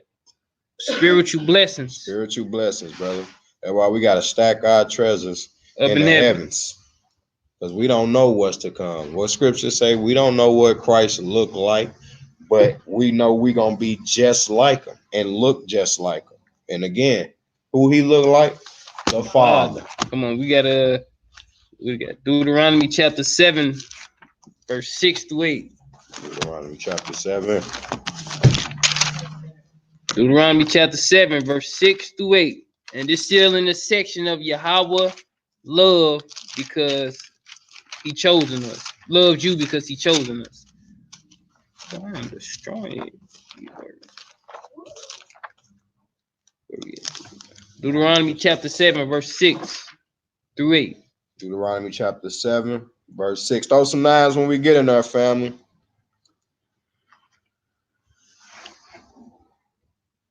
That's right, Chanel, my rib. She brought out that Zechariah 11. Whose possessors slay them? They possess us right now. All right. So it's gonna be a reversal in captivity. That's right. Oh, now. I like that one scripture that say you got the servants riding on horses and the Right. horses walking beside it. Right. And that's how I felt when I was doing the private duty for Right. these Orthodox Jews. I was just In like, that same oh. scripture, he said, I see a horrible sight. Right. Man. A horrible. I see princes as servants and servants as princes. We got some nines. Deuteronomy chapter what? 7 verse. I'm gonna start verse 6. Deuteronomy 7 verse 6. That's right. This remember, family, still in the section of Yahweh love you because he chosen you. That's right. This is one of my favorite scriptures, boy. Deuteronomy chapter 7 verse 6. For thou art an holy people. Or who? Unholy people. What does holy mean? Set apart, brother. Set apart people. You are set apart Right. people. Come out of her what? My people. My people. So you won't take on to her plagues. Come on. For thou art an holy people unto the Lord thy God. Come on. The Lord thy God hath chosen thee to be a special people. Be a who? A special people. Come on. Unto him. Himself. Above all people. Some people. All people. Majority people. Above all people. He said above all the people. Woo. Come on. That are upon the face of the earth. Come on. The Lord did not set his love upon you. Said his what? Did not set his love upon you. Come on. Nor choose you because you were more in number than any people. And remember, we had numbers. Right? Right. And real quick, again, this don't sound like the Lord loved the world. If he got to set apart people to be above everybody in the world. Come on now. Come on. For ye were the fewest of all people. Come on. But because minority, come on. But because the Lord loved you. Because the Lord what? Loved you. Come on. And because he would keep the oath which he had sworn unto your fathers. Right. Have the Lord brought you out with a mighty hand. With a who? A mighty hand. With his right hand. Right hand. And redeem you out of the house of bondage. Right. Bondman. from the hand of Pharaoh, king of Egypt. So look how much love that he had for us when Moses, but look how everything straight like played out. Like Moses got the commandments of God, went back to Egypt to get his people. All right. When he got his people, brought them from Egypt, showed them all the miracles, right? Split the sea, went through the sea. Sea came back. The water ain't even touched them. Didn't touch them at all. But it's like so much love that he had for these people to bring them from bondage, to give them freedom. They was in bondage for so many years. And he trying to give them straight physical freedom and spiritual freedom. But they were so connected into the world. They wanted to go back into Egypt. Because this is all, Egypt was all that they knew. They loved Egypt. They loved Egypt. But it's like, look, the Most High loved y'all so much that he took y'all from Egypt. But you wanted to go back. That's like a spit in the face. Super spit in the face. It's like, so the question get put on the table, just like, look, you see the love that he showed for us. Like, do we really love him? Like, that's the question. That's the question. Do we really love the Father? Those that love me, what? Keep my laws, statutes, and commandments. That's right. They was given the commandments and they wanted to go back to law breaking. If you look at it for what it is, they wanted to go back to law breaking. Wanted to go back to getting whooped by Pharaoh, worshiping all these other deity. They had, 400 some different gods in Egypt?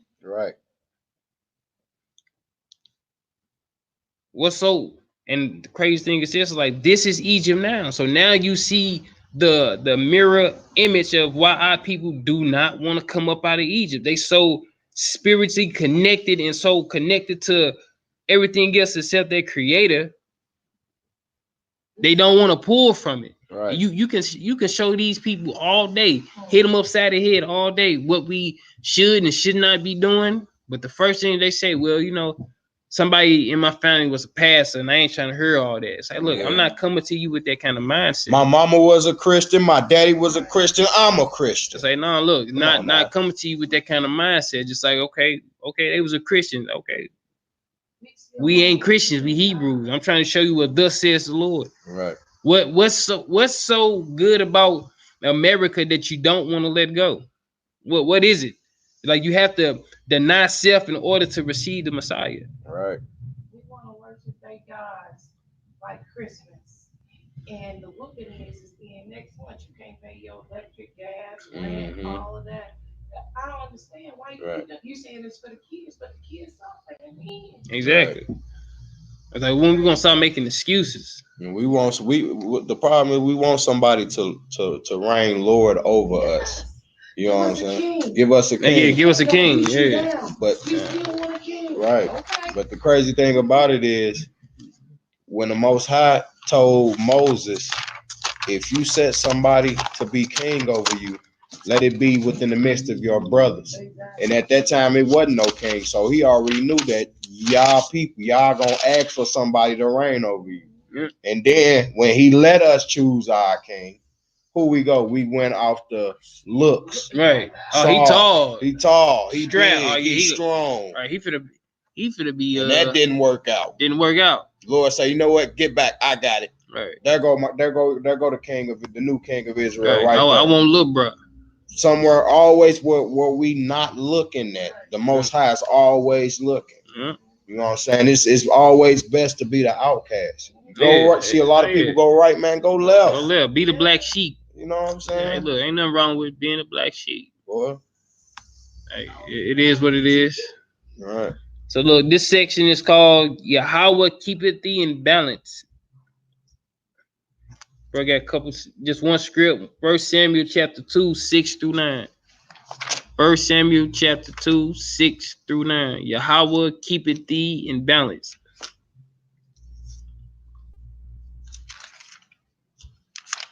First Samuel chapter 2. We're gonna start at verse 6. Type some 9s, family, when you get in there. Let us know if you get some understanding too, family. If we talking too fast, we moving too fast, you don't got to understand, let us know.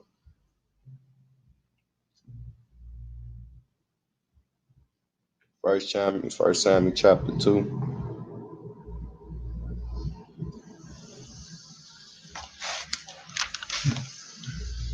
Yeah, First Samuel chapter 2, so verse 6. Start verse 6.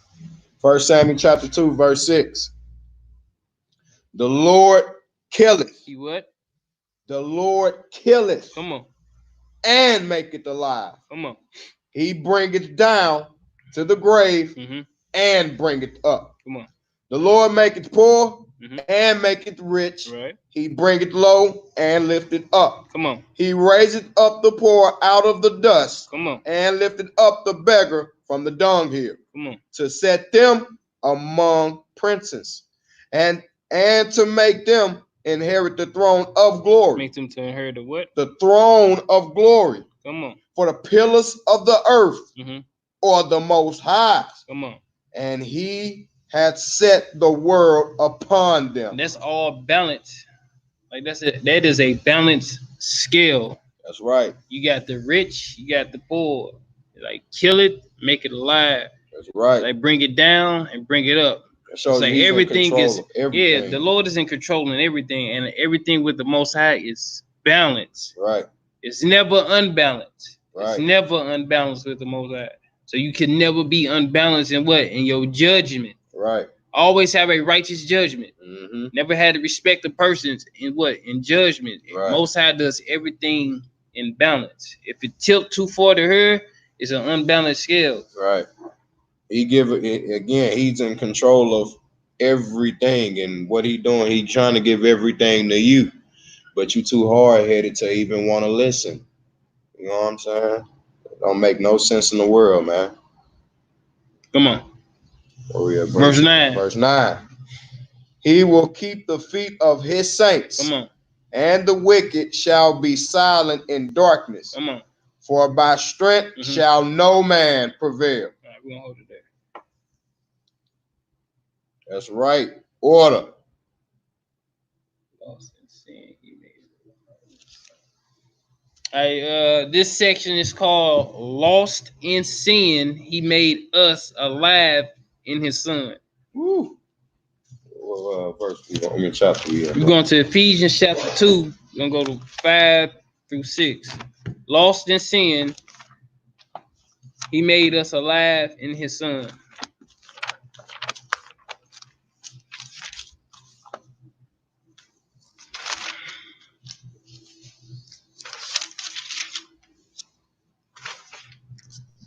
You said Ephesians chapter 2.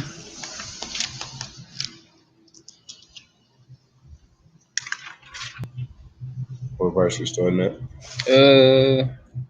5 through 6. Ephesians chapter 2, 5 through 6, family. Ephesians chapter 2. Type some 9s when y'all get there, family. Ephesians.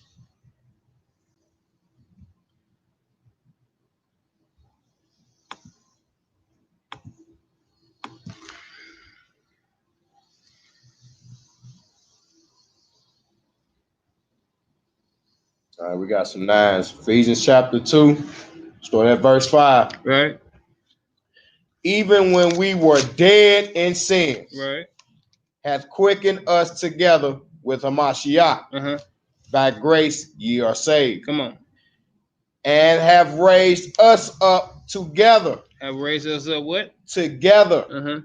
And made us sit together in heavenly places in Hamashiach Yahshua. Woo. That in the ages to come, he might show the exceeding riches of his grace and his kindness toward us through Hamashiach Yahweh Shah. Come on. Verse 8. For by grace. For by what? For by grace. For by what? For by grace are ye saved through faith. You are saved through what? Faith. So by grace ye are saved through faith. You see how they go hand in hand. Woo. Through grace, you're saved through faith. Yeah. Come on. Continue. And that not of yourselves. It is the gift of Yahweh. Come on. Not of works. Not of what? Not of works. Not of what? Not of works. Uh-huh. Lest any man should boast. Keep going. Verse 10. For we are his workmanship. Right. Created in Hamashiach Yahshua unto good works, which Yahweh hath before ordained that we should walk in them. Oh, that's it for that. So again, by grace and faith. You know what I'm saying? By a time period, you are saved through what you believe. Grace and faith. Let's see. Trying to get all these. Let's see. Take your time, brother. All right. This section here, family, is called "How many times must I rescue you? How many times must I rescue you from trouble?" Ooh. Woo. How many times must I rescue you from trouble? How many times is the Father gonna have to show up? So we're gonna start with Daniel chapter 6. Oh, that's a dagger.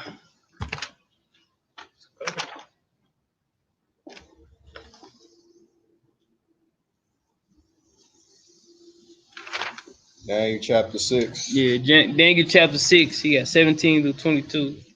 But we're gonna start in verse 16, family. Throw some nines when you get there, family. Daniel chapter 6. We starting at verse 15.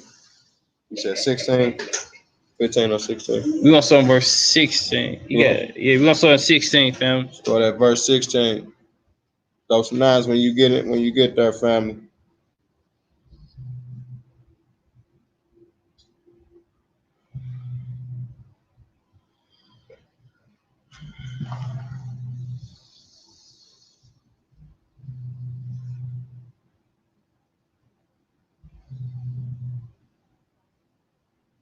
We got some nines. Daniel chapter 6.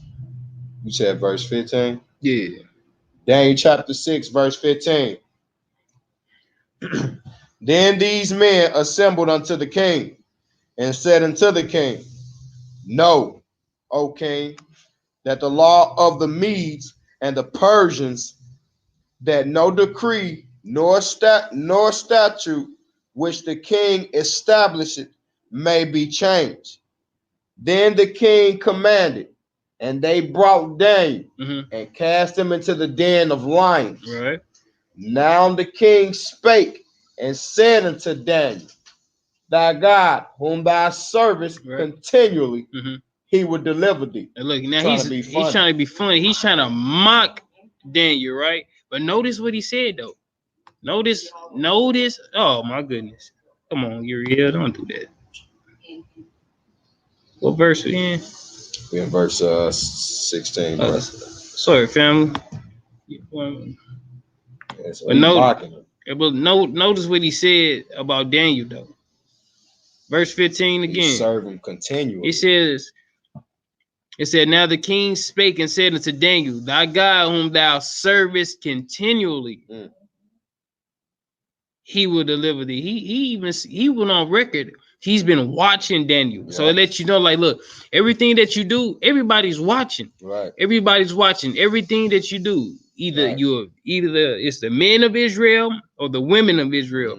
People watch everything that you do. Yes, you do. So now you got this king. He's talking to Daniel. He said, look, your God whom you service continually, he had to been watching, and his men had to been watching. He said, look, your God who you service every single day, he will deliver thee. Right. So which means he knew that, just like Satan know the scriptures, and he hit Eve with them. You know what I'm saying? He hit Christ with the scriptures.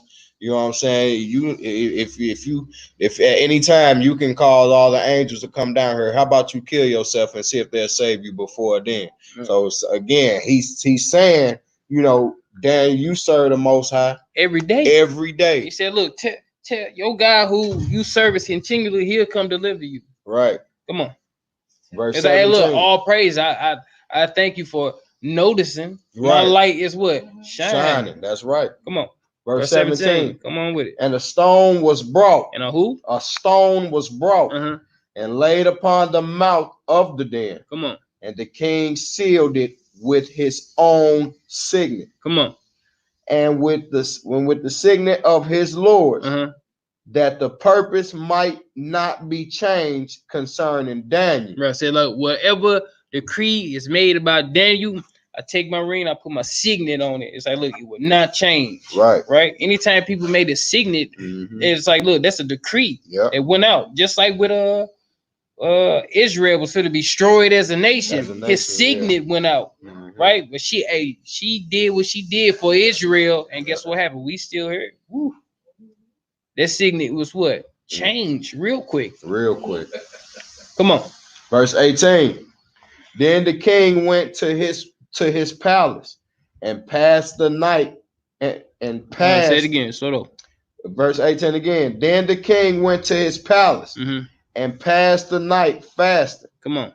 Neither were instruments of music brought before him, and his sleep went from him. Come on. Then the king arose very early in the morning and went in haste into the den of lions. So now he like, he couldn't wait to go see if his man dead. He ain't tripping off sleep. He like, look, I don't want to hear no music. I ain't for to eat. I'm for to go to sleep. As soon as he woke up, notice it ain't say he prays to his God.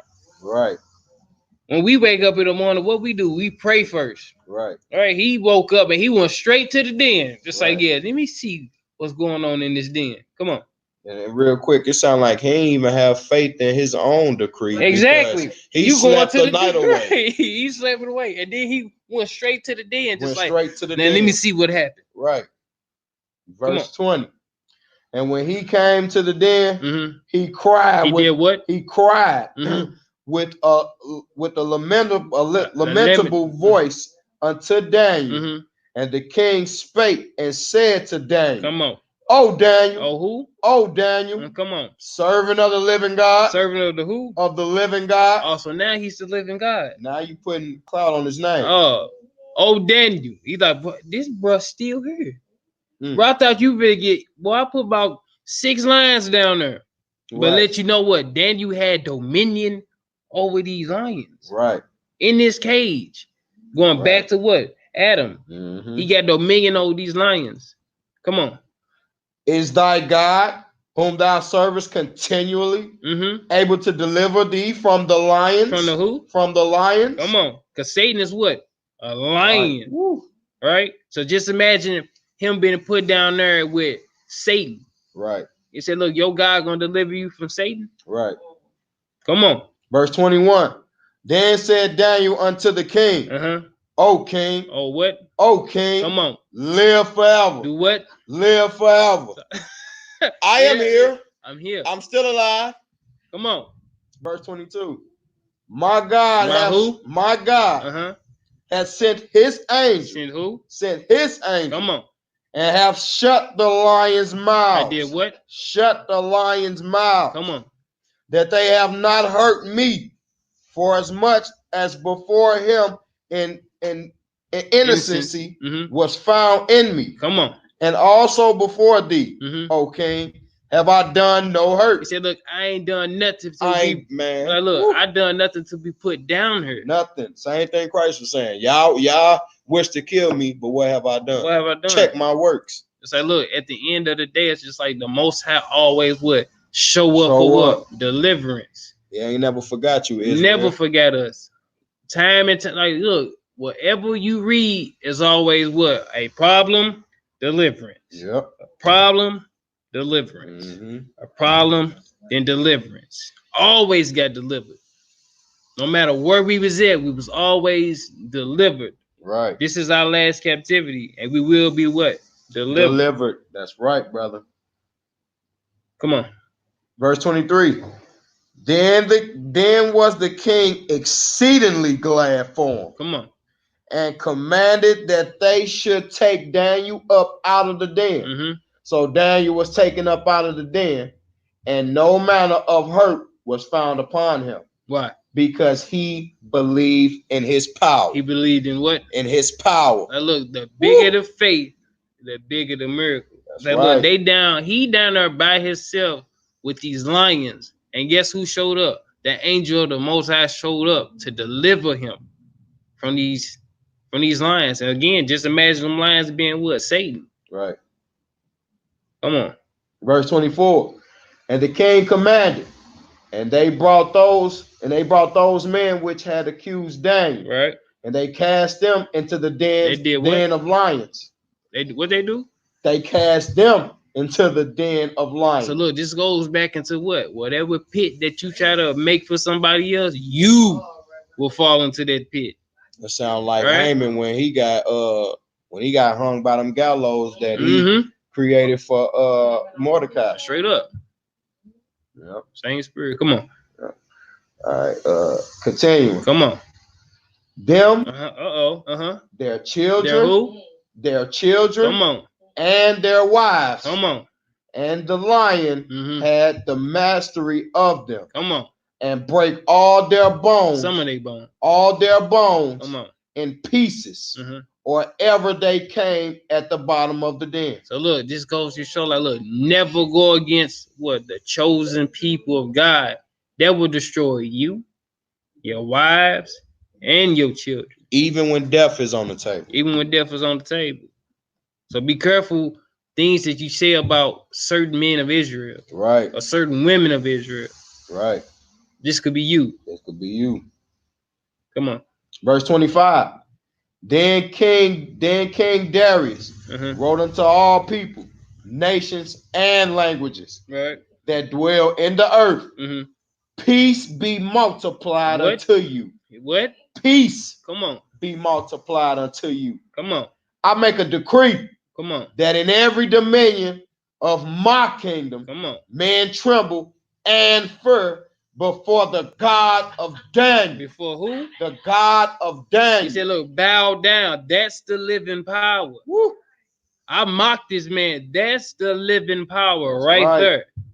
That's what God is at. I seen the works. I seen the miracles. Yep. I seen what he have done. He delivered this man from all these lions. Right? That's the true and living power. Right. I write this. I make a decree. Only kings make decrees. Right. So you got a power that's gonna go hard and bang for you, but skip forward to today. Y'all want to vote for Donald Trump, who won't even want to go into battle and make excuses. Come on now, bro. Continue. For he. For who? For he. Come on. Is the living God. It's the dead God. The living God. The living God. Come on. And steadfast forever. And his kingdom that which shall not be destroyed. And his dominion shall be even unto the end. Come on. Woo. Real quick. That's showing you right there in the Old Testament that the kingdom of heaven was talked about. You know what I'm saying? Because you be hearing a lot of people say the kingdom of heaven be talked about. Verse 27. Come on. He delivered. He what? He delivered. Come on. And rescued. Come on. And he worked signs and wonders in heaven. And who?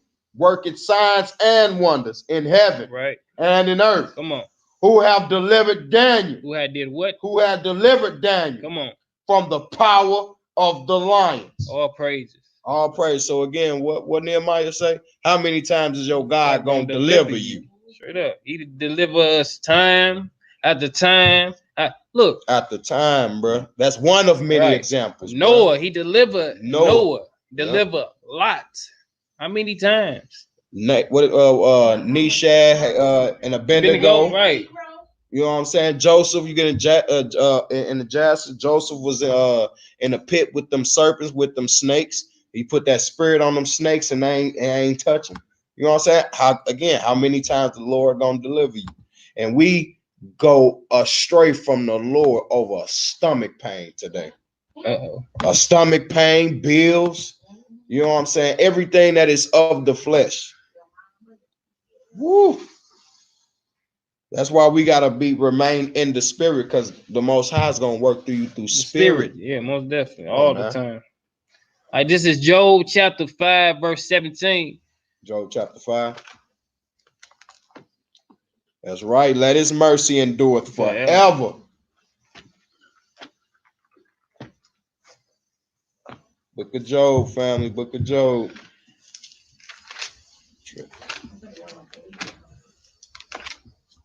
You said what's it? Shalom. Shalom. Your business, sister. Anyone? We here, sis. You said what chapter? Chapter 5. Job chapter 5, family. What verse? 17. We got some 9. Throw some 9s in there when you get there. Job Yeah, this still 5, in the section 9. of how many times must I rescue you from trouble? Right.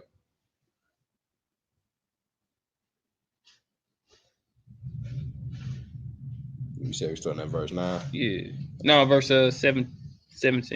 Chapter 5, verse 17. Okay. Now Job chapter 5, verse 17, family. We got 1 9. Let's get some more. There we go. Job chapter 5, verse 17.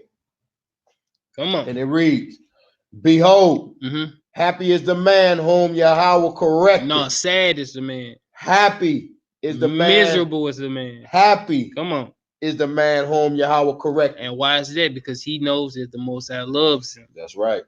Happy is the man whom the Most High corrects. So if the Most High is correcting you through your brothers or through your sister, you need to be what?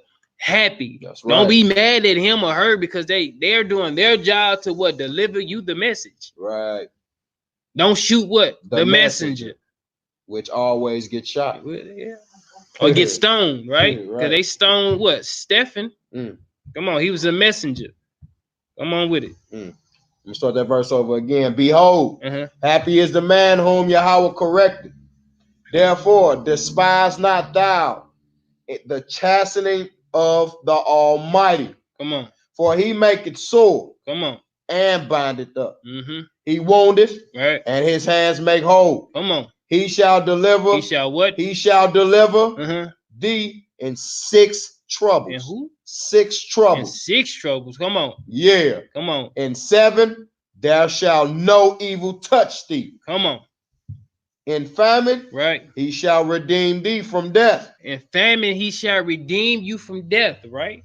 A lot of when famine comes, right, there is no food. That's right. If it's no food on the table, no water on the table, and say he will redeem you from death. That's because right. what? You in the spirit. Come on. And in war, right, from the power of the sword. I mean, you see it all the time, right? Yep. We got many bros that's been shot plenty of time. Up plenty of time. Guess what? Still out here walking. Yeah. Leaving out the hospital the same night he getting shot. Walking. Come on now. Verse 21. Thou shalt be hid from the scourge of the tongue. Come on. Neither shalt thou be afraid of destruction when it cometh. So the world is coming to what? A destruction, right? Woo. So look, the Most High gonna deliver you from this. Don't be afraid when you seeing all these things happening. That's you need to be happy. Like, look, everything that you read is coming to pass. Your God is the true and what? Living God. That's right, brother. His word will never come back void. Never. You need to be happy. Most people get in that time, they get scared, anxiety kick up, depression kick in, all these different spirits kick in, and it takes over the mind. Like, no, you need to be happy. Right. Come on. Verse 22. At destruction. Come on. And famine. Thou shalt laugh. Thou shalt what? Laugh. Because it has no power over you. That's right. Come on. Neither shalt thou be afraid of the beast of the earth. Of the what? The beast of the earth. Of Satan. He's the beast of the earth. Forget the physical beast that we see. Let's talk about Satan. That's the real beast of the earth. The world was given to what? The hand of the wicked. We in the belly of the what? Beast. Come on. Verse 23. For thou shalt be in league with the stones of the field. Come on. And the beast of the field shall be at peace with thee. Shall be what? Peace with thee. Come on. And thou shalt know that thy tabernacle shall be in peace. Come on. And thou shalt visit thy habitation and shall not sin. And shall what? Shall not sin. Come on. Thou shalt know also that thy seed shall be great. Shall be what? Shall be great. Come on. And thy offspring as the grass of the earth. Come on. Thou shalt come to thy grave in a full age. Come on. like as a shock of corn coming in his season. Come on. Lo, Mm-hmm. this we have searched it. Come on. So it is. Hear it, Uh-huh. and know thou it for thy good. Like, all this is ready for your Your good. That's right. Don't Meditate. be afraid of nothing, Don't be man. afraid of nothing, man. Nothing has dominion over you. That's right. Sin don't have what dominion over you. Right. None of this have dominion on you. It only have dominion over you if you allow it. Woman of the past, you say I just ignore him. Now you need to rebuke him, because if you don't check them thoughts, they're gonna manifest. Exactly. It's like, look, yeah, it's you can only ignore for so long. It's Right. like rebuke. Rebuke. Y'all hear this? Let me walk up to Shit, the phone real Shalom. quick. I gotta need to make it home. You good? You good, sis? That's Sabbath was made for man, not man for Sabbath. right. And I sure need it, you. Get you some rest. Shalom, family. I haven't been on 6 days of work. the board, the chat board. Just want to make sure everybody gets some understanding. I got Just put some we're gonna try some new numbers, man. Put some 3s in the room if everybody got some understanding so forth.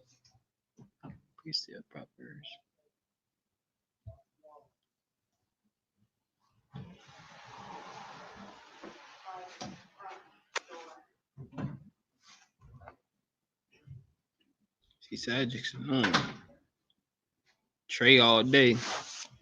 33. Okay, all praises. All praises.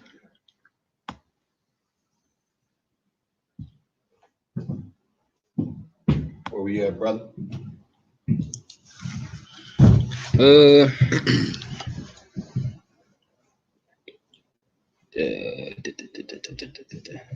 This section right here, family, is called He Clothed You. He clothed in your right mind. He clothed in your right mind.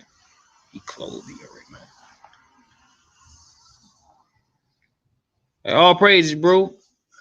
That's what we're here for, man. That's what we're here for, my brother. In battle, man, you gotta have soldiers behind you. So we here with you, for you, always, my brother. And Luke 8. Yeah.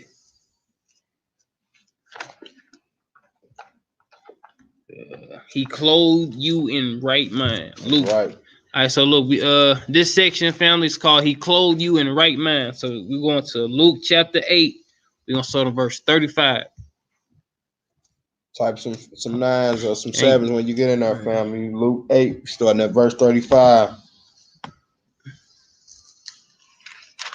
Yeah, I might need to just start using your computer, bro, because it's kind of way better, huh? way easier. I don't mess with that Apple technology, man. Look, them iMacs and all that. This is super easy. Name in the chat. Yeah, I feel like I didn't just went back to school. Thank you, brother. So using this.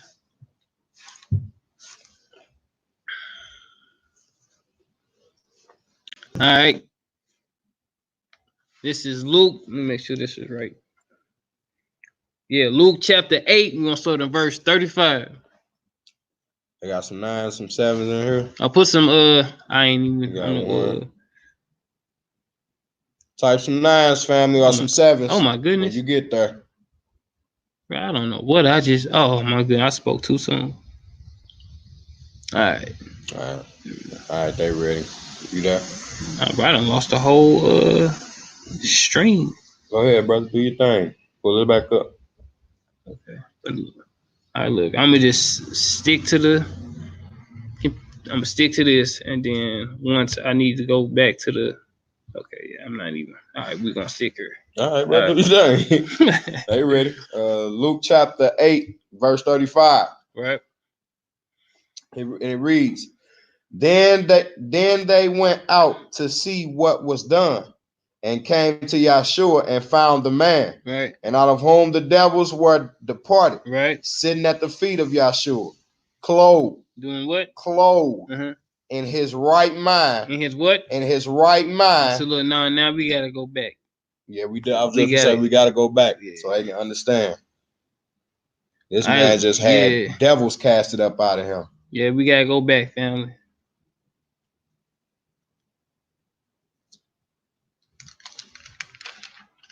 All right, look, we're gonna start on verse 23. Verse 23. Yeah. Luke 8 and 23. We going back, family. Well, let me make sure, family.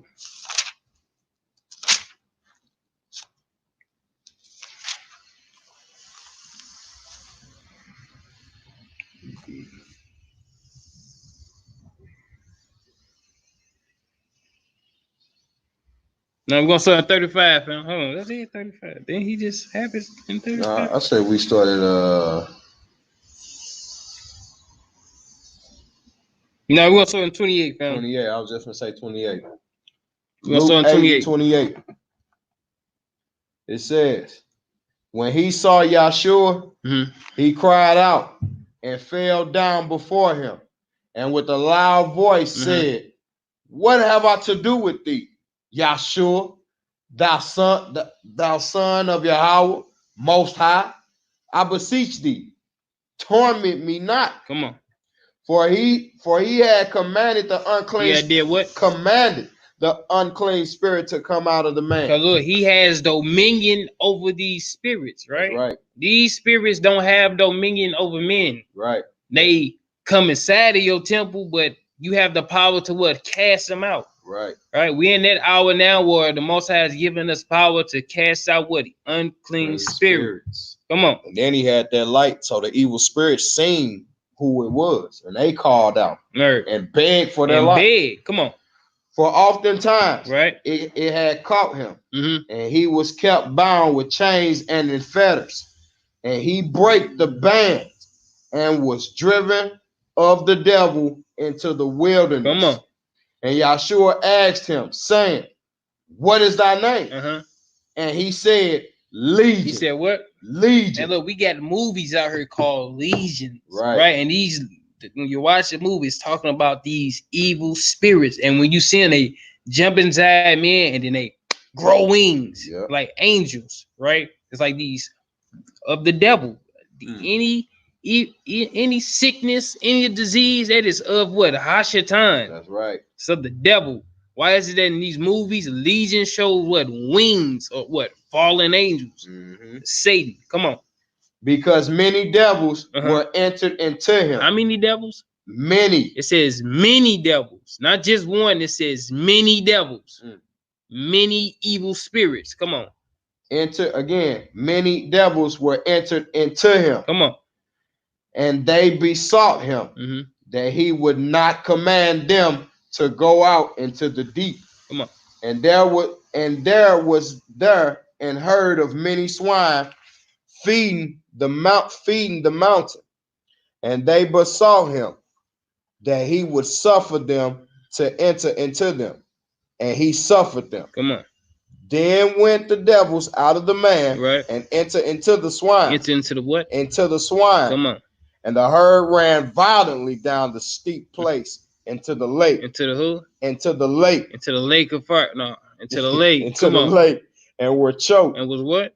Choked. Hey, look, these evil spirits went into a lake and was what? Choked. So just think about these evil spirits that torment men every single day. They got their place in the lake. Right. The lake of fire. Remember, the lake of fire was meant for what? The fallen angels. It wasn't meant for the men. It wasn't meant for us men nor women. It was meant for the fallen angels. Right. So just imagine this is representing the spirits of the devil being cast into the lake of fire. That's right. Being choked, being killed. But guess what? They don't die. They're in there forever. Come on. Verse 34. When they that fed them saw what was done, come on, they fled and went and told it in the city, come on, and in the country, come on. Then they went out to see what was done, and came to Yahshua and found the man. And found who? Found the man, the same man that had the devils, right? Come on. Out of whom the devils were departed. Come on. Sitting at the feet of Yahshua. Right. Clothed. Doing what? Clothed. Come on.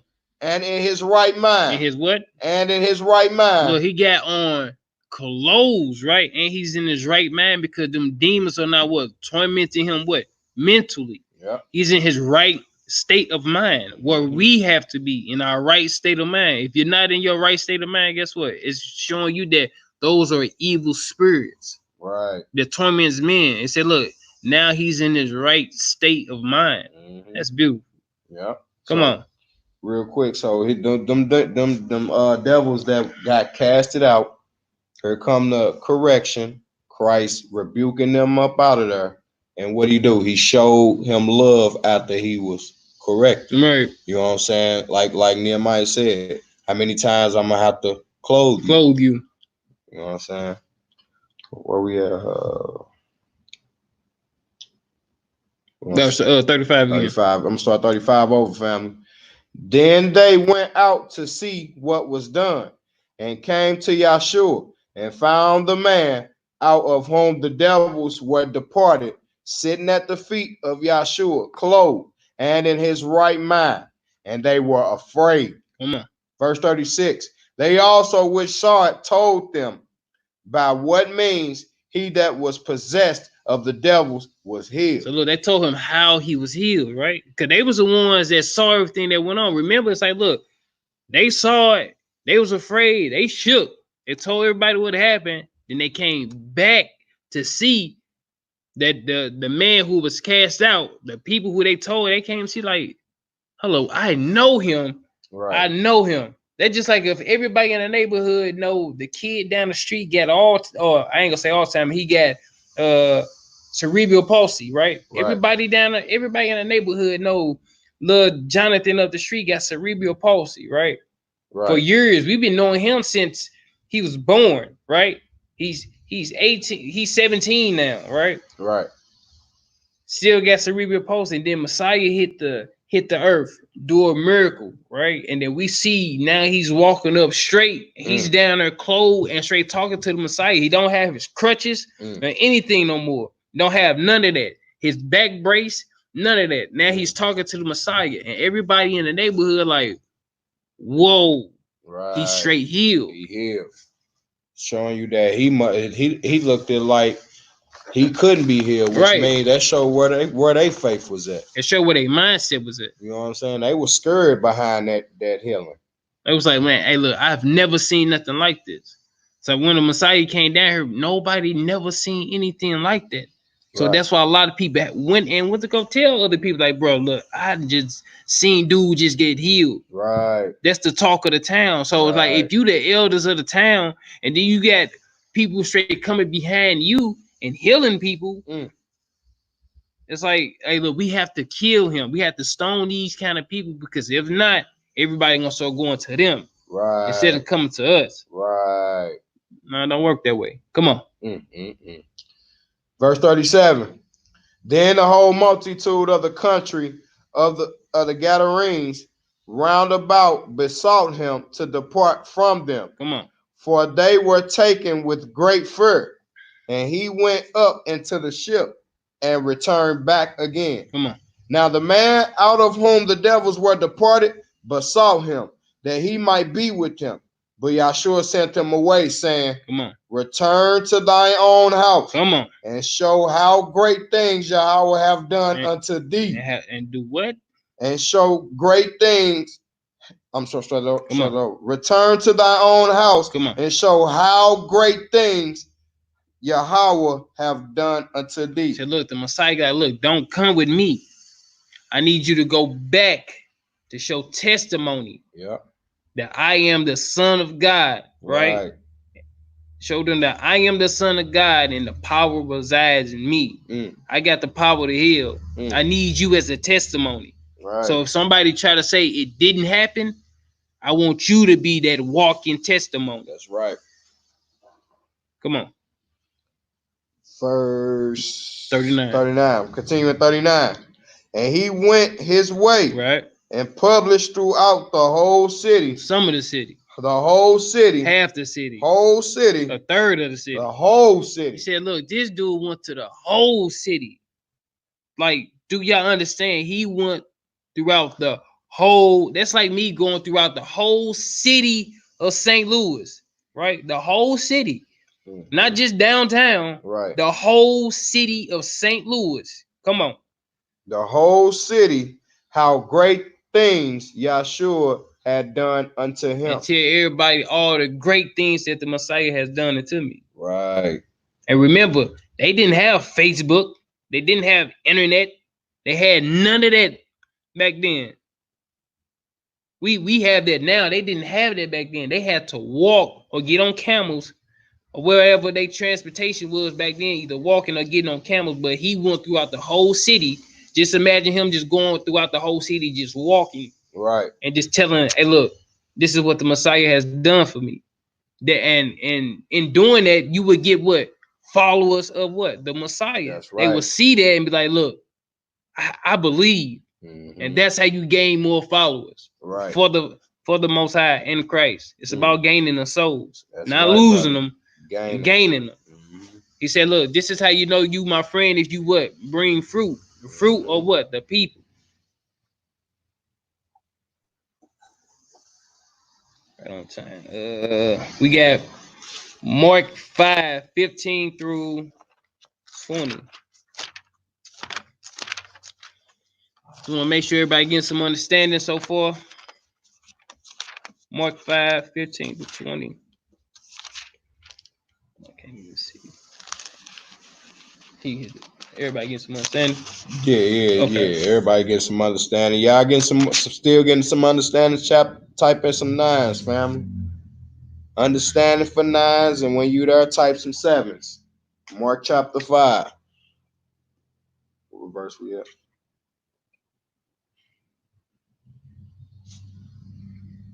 Oh, we ain't gotta go to family. They were just a second witness. I'm looking at his notes now. They just a second. That was witness. a second witness. Yeah, that was a second witness. Okay. All right, so look, this section right here is called Yahweh steps right in on time. Yahweh steps in on time. Yahweh steps right in on time. This section is Yahweh is always on time. And they got some understanding. All praises, family. Yahweh always on time. This section is Yahweh is always on time. But first, in order for him to be on time, we must do this. Proverbs chapter 3. Yeah, Proverbs chapter 3, verse 5.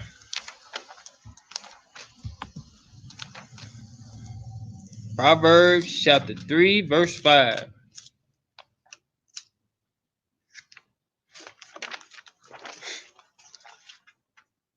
Type in some 7s when you get there, family.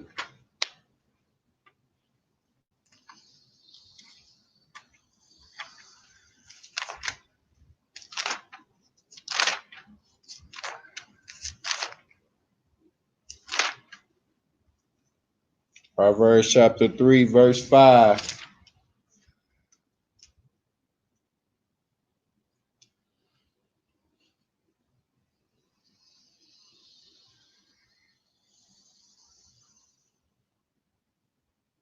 All right, there. Proverbs chapter 3, verse 5. Come on.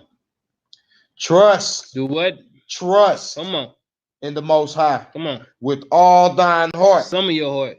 All thine heart. Half your heart. All thine heart. So look, first you must trust in the Lord with all your heart. With all your heart. You can't be lukewarm. You have to trust him with all your heart. Like, look, if he says it's going to happen, guess what? It's going to happen. That's right. You got to trust him. Come on. And lean not. Come on. Unto thine own understanding. Well, I think it should be like this, or what I believe, like, look, don't lean to your own understanding. Right. Never lean to your own understanding. If it's thus says the Lord, that's just what it is. We don't need to private interpretate no scripts or nothing that he says. Like, just read it for what it is. This is what it is. Trust in the Lord with all your heart. Come on. Verse 6. And in all thy ways. Some of thy ways. All thy ways. Come on. Acknowledge him. And he shall direct thy path. He shall what? Direct thy path. He said, look, in all your ways, acknowledge the Most High. That's why we say all praises and everything. Everything, all praises to the Most High. Look, we couldn't do nothing without him. Right. Even when it's bad, guess what? All praises. I'll come out of this. Exactly. When it's good, all praises. Rejoice. Even when you can't see something ahead of time. Guess what? It's all praises. All praises. You don't. Everything happened for a reason. Right. You know what I'm saying? It's like, look, the Most High work in a calculated and balanced way in life. Right. That's that first Peter 4:12. It say when you in that fiery trial, don't think such strange things, but what? You rejoice. Right. Count it a blessing. Count Man. it a blessing, man. Verse 7. Verse 7. Come on. Be not wise. Be not what? Be not wise. Come on. In thy own eyes. Don't think you the smartest man in the world. All right? Or the smartest woman in the world. Right. I'm thinking because you got some understanding on certain things that you get it. Right. Like, no, Solomon was the wisest man in the world. And guess what? The foolish man. Right behind it. That's right. He had all the knowledge of every single thing in the world. But strange women caused him to go off. Come on. Verse 7 again. Be not wise in thy own eyes. Fear the Most High. Do what? Fear the Most High. Mm-hmm. And depart from evil. And do what? Depart from evil. And depart from evil. First, do these. These are your steps first. These are your steps to lead you into this section right here that Yahweh will guard or guide you in the right path. Mm-hmm. These is your first steps, right? This is your first steps. Trust in the Lord with all your heart. Lean not to your own understanding. In all your ways, acknowledge him. He gonna direct your path. And don't be high-minded. But fear God and depart from whatever evil. Once you depart from the evil, everything else falls into place. That's right. Come on. All right, now we're gonna go to Psalms 46. Psalms 46. Psalms 46.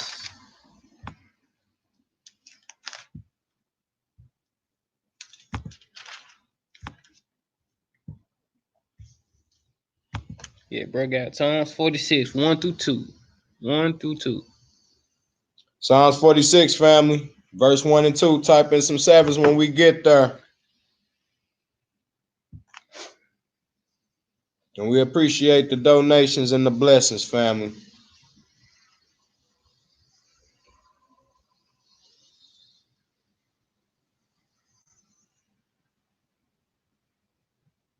We got some sevens. Psalms 46, verse 1. Yahweh is our refuge. Is our what? Refuge. Come on. And strength. Come on. A very present help in trouble. A what? A very present help in trouble. Come on. Woo. When you going through something and you seem like the world is against you, the Most High is always there.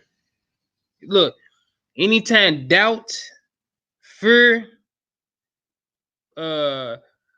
whatever, anytime any of these spirits come upon you during that time, remember the Spirit of God is in the room and you are being tested. That's right. Remember that. Anytime fear, doubt, or any spirit that gets inside your psyche, remember the Spirit of God is in the room and you are being tested. That's right, brother. Anytime you feel those kind of ways, the Spirit of God is in the room and you are being tested. Just keep that in mind. Come on. Verse 2.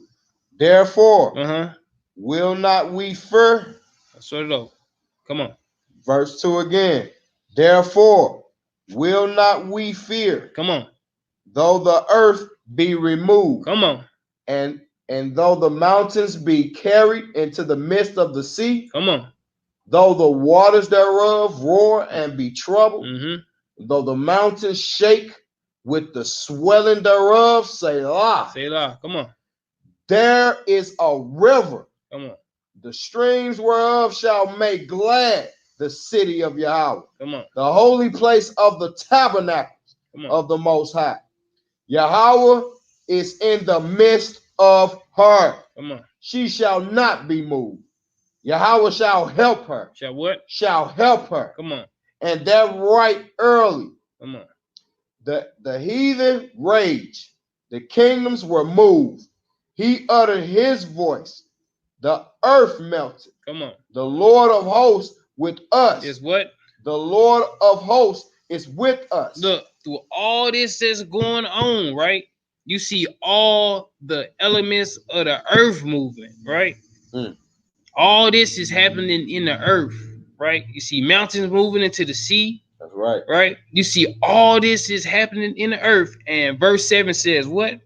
Verse 7 says, remember, verse 2 says, therefore will not we fear. We don't have the spirit of fear. He never gave us the spirit of fear. Right. Even if the earth is removed, right? And the mountains be carried to the midst of the sea. Verse 7 says what? The Lord of hosts is with us. Is what? Is with us. The Most High is always with you. Come on. The God of Jacob. The God of who? The God of Jacob. Come on. Is our refuge. It's our what? Our refuge. Come on. Selah. Oh, that's it for that. It's like, look, no matter what's happening in the earth, around the earth, or coming to the earth, right? The Most High is always with us. That's why we always say, Most High be with you. Right. Most High be with us all. Most High be with us all. That's right.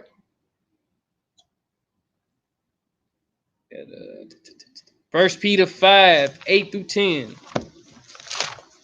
1 Peter 5, 8 through 10.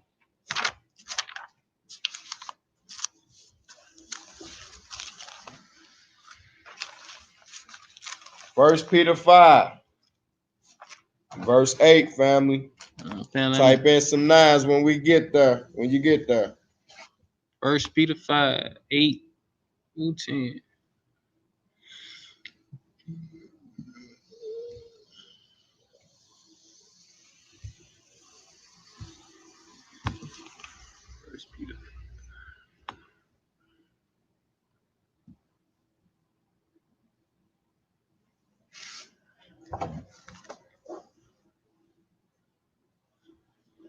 First Peter 5, verse 8. I got some nines. First Peter 5, verse 8. So verse 6. Verse 6. Come on. We're taking it back to 6, family. Humble yourselves. Exalt yourselves. Humble Come on. yourselves. Therefore, under the mighty hand of Yahweh. That's right. That he may exalt you in due time. To humble yourself so the Most High exalt you. Don't exalt yourself. Be low so he can be bring low. you up. It's like when you exalt yourself, he bring you low. Those who exalt themselves will be brought low. And those that humble themselves will be exalted. And what? Let him do it. Let him do it. You don't do it. That's right. Let him do it. That's right. It's just a message to Israel across the world. Humble yourself. Let him exalt you. That's right. Come on. Verse 7. Casting all your care upon him. Some of your care. All your care upon him. Come on. For he careth for you. Come on. Be sober. Be what? Be sober. Be drunk. Be sober. Come on. Be vigilant. Come on. Because your adversary. Because your friend. Your adversary. Your brother. Your adversary. Come on. The devil. As a roaring lion. As a who? Roaring lion. And we just read about Daniel being thrown into a lion's den. Right? Remember we said what? Remember them lions. Just think about them as being who? The devil. That's right. He's a roaring lion. Come on. Walketh about. Come on. Seeking whom he may devour. We just read in 2nd Ezra chapter 6 that the heathen is devouring us, right? Come on. Who's over the heathen? Right. Satan the adversary. Come on. Verse 9. Whom resisted steadfast in the faith. Come on. Knowing that the same afflictions are accomplished in your brethren. And who? In your brethren. Come on. That are in the world. So look, the same thing that your brothers and sisters going through, you going through it. So look, we going through the exact same thing. Come on. Verse 10. But the God of all grace, right, who have called us, who have what? Who have called us, come on, unto his eternal glory, come on, by Hamashiach Yahushua. After that, ye have suffered a while. I did what? After ye have suffered a while. Look, in order to be a servant of God, it's a servant. It's a what's that? Suffering servant. That's right. The Messiah was a what? Suffering servant. That's right. Right. You got Paul them being what? Suffering servants. You got all these different examples of people being suffering servants. Right. To be what? Come on. Being a suffering servant make you what? Make you perfect. Make you what? Perfect. Come on. Establish, strengthen, settle you. Come on, keep going. To him be glory and dominion forever and ever. Amen. Amen. Look, be careful how you moving out here, Israel. Like Satan seeking to devour each and every one of us. That's to see, right. do you really believe? That's right, Tuvaya. No respecter of persons. That's right. Never have respect of person. All right. We're going. This section is called Yahweh wipes your tears away. Yahweh wipes your tears away. Got a couple verses. Yahweh wipes your tears away. What's this? Isaiah 25. We want Isaiah 25. Verse 8 and 9. Verse 8 and 9, family. Isaiah 25, verse 8 and 9. Isaiah 25. Type in some nines when you get there, family. Isaiah 25. We starting at verse 8. It's the Most High's will. It sounds like a mighty loving power that we serve. That's right.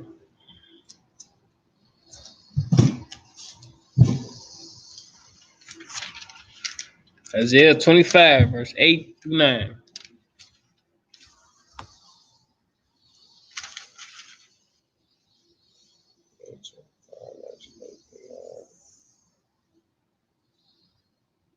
All right, there. Isaiah Isaiah chapter 25, verse 8. He will swallow up death in victory. Come on. And the Lord God will wipe away tears. Do what? Will wipe away tears from off all faces. Come on. And the rebuke of his people shall he take away from off all the earth. Come on. For the Lord hath spoken it. And it shall be said in that day, right? Lo, this is our God. This is who? This is our God. This is who? This is our God. Come on. We have waited for him. We had did what? Waited for him. Blessed is the man that what? Waited on his Lord, right? That's right.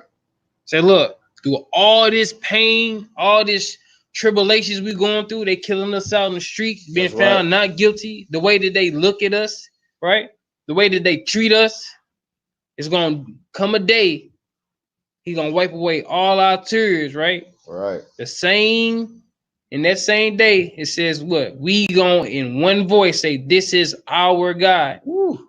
Notice it says, and it shall be said in that day, lo, this is our God. That's a group of people that are what? Came together, unified. It's not one camp here or one camp there or this body here or this person here, that person. Say, no, Right. These are one people. Say he gonna wipe away tears from all faces. Right. Now that sounds like a particular people. Again, that John 3 and 16 is the world crying.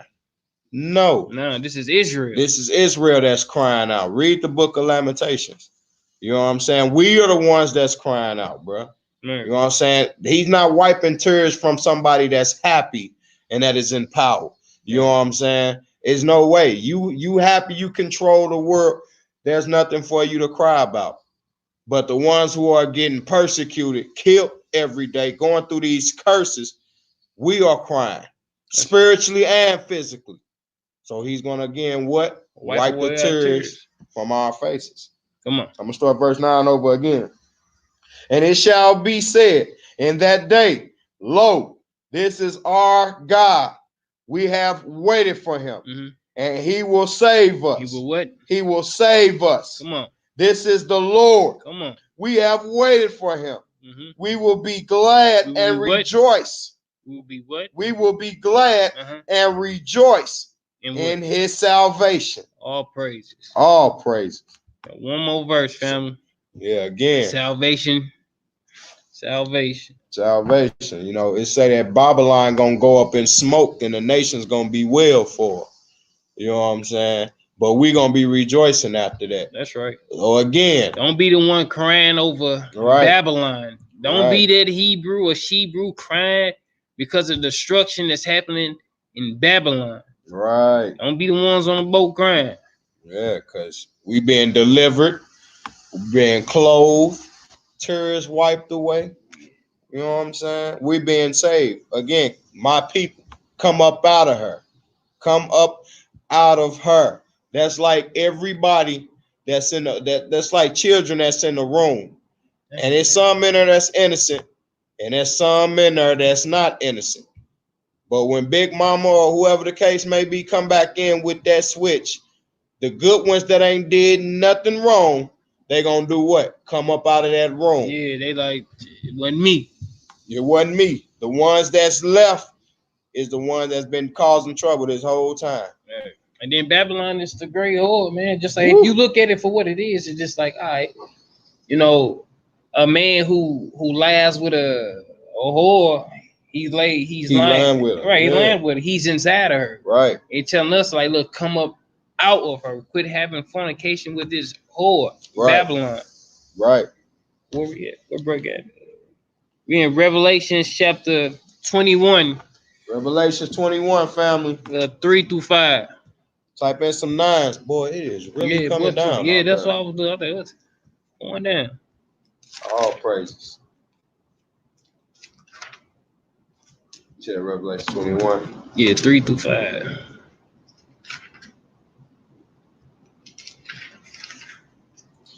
You start at 1. Throw some nines in our family. Revelation 21. We're gonna start at verse 1. They got some nines already. We start at verse 1, family. And I saw a new heaven. An old heaven. A new heaven. Come on. And a new earth. Come on. For the first heaven and the first earth were passed away. Come on. And there was no more sea. And I, John, saw the holy city. Hallelujah. New Jerusalem, coming down from Yahweh out of heaven. Come on. Prepared as a bride adorned for her husband. Come on. And I heard a great voice out of heaven saying, behold, the tabernacle of Yahweh is with men. Come on. And he will dwell with them. And they shall be his people. Shall be what? His people. Who is that? Israel, right? We his portion, right? We his people called by what? His name. His name. Come on. And Yahweh himself shall be with them. Yahweh what? Himself shall be with them. And we just read in Psalms, it says, look, when all this is going on in the earth, guess what? The Most High is what? With you. That's right. So look, when all this is happening, coming down to the earth, right?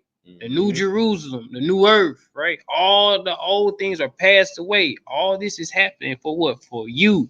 It says your God is with you, and he shall be what? Their God. We just read in that day, it's going to be said, this is what? Our God. That's right. That we have what? Waited on. Come on. Verse 4. And Yahweh shall wipe away all tears. Do what? He shall wipe away all tears. Come on. From their eyes. And there shall be no more death. No more what? No more death. Come on. Neither sorrow. Come on. Nor crying. All right. Neither shall there be any more pain. Come on. For the former things are passed away. Come on. And he that sat upon the throne said, behold, I make all things new. Come on. And he said unto me, write, for these words are true and faithful. Look, all praises. It's like, look, no more of the pain and suffering, man, that we're going through each and every day. That's right. That's right, Watchman Baruch. No locked doors in the kingdom. It ain't no point. Ain't no point. It's like, look, all the things that you see your people going through every day, that sorrow, man, you had the sorrow for your people. It's like when that time comes, it's like you won't have no more sorrow. Right. Death won't be on the table no more. No more crying. Ain't no need for tears. You can wipe the tears off your face, so no more crying. That's right. And no more pain. Like, look, you see your people going through pain, suffering. Like, look, that's a beautiful thing, man. Just like to meditate on, actually keep inside your psyche. Just like one day, Right. One day, all this pain and suffering will go away. Don't go away. And look, don't leave her going through pain and suffering and die and go through more pain and suffering. Right. Like, nah, look, everything is written for your example, man. We need to be actually applying and treating each other how we're supposed to. That's how you unlock the mysteries of God. Right. And like we just read how it says, those that waited for him. Right. What we waiting for? We waiting for the pain. No more pain. We waiting for the tears to be wiped away. I sure ain't waiting on Donald Trump. Exactly. I can tell you that. Donald Trump can't deliver you from death. He can't deliver you from pain. You know what I'm saying? Come on now. Keep it going, brother. Nah, that was it for that. Okay. This section here is called Yahweh sends healing down to you. Yahweh sends healing down to you. We'll start at Psalms 107, family. Psalms 107.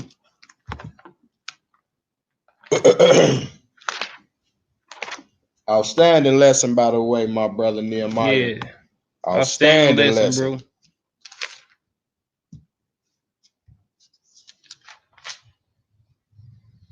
Psalms 107. We're just gonna do verse 19, family. 19 through 20. Type in some sevens when we get there.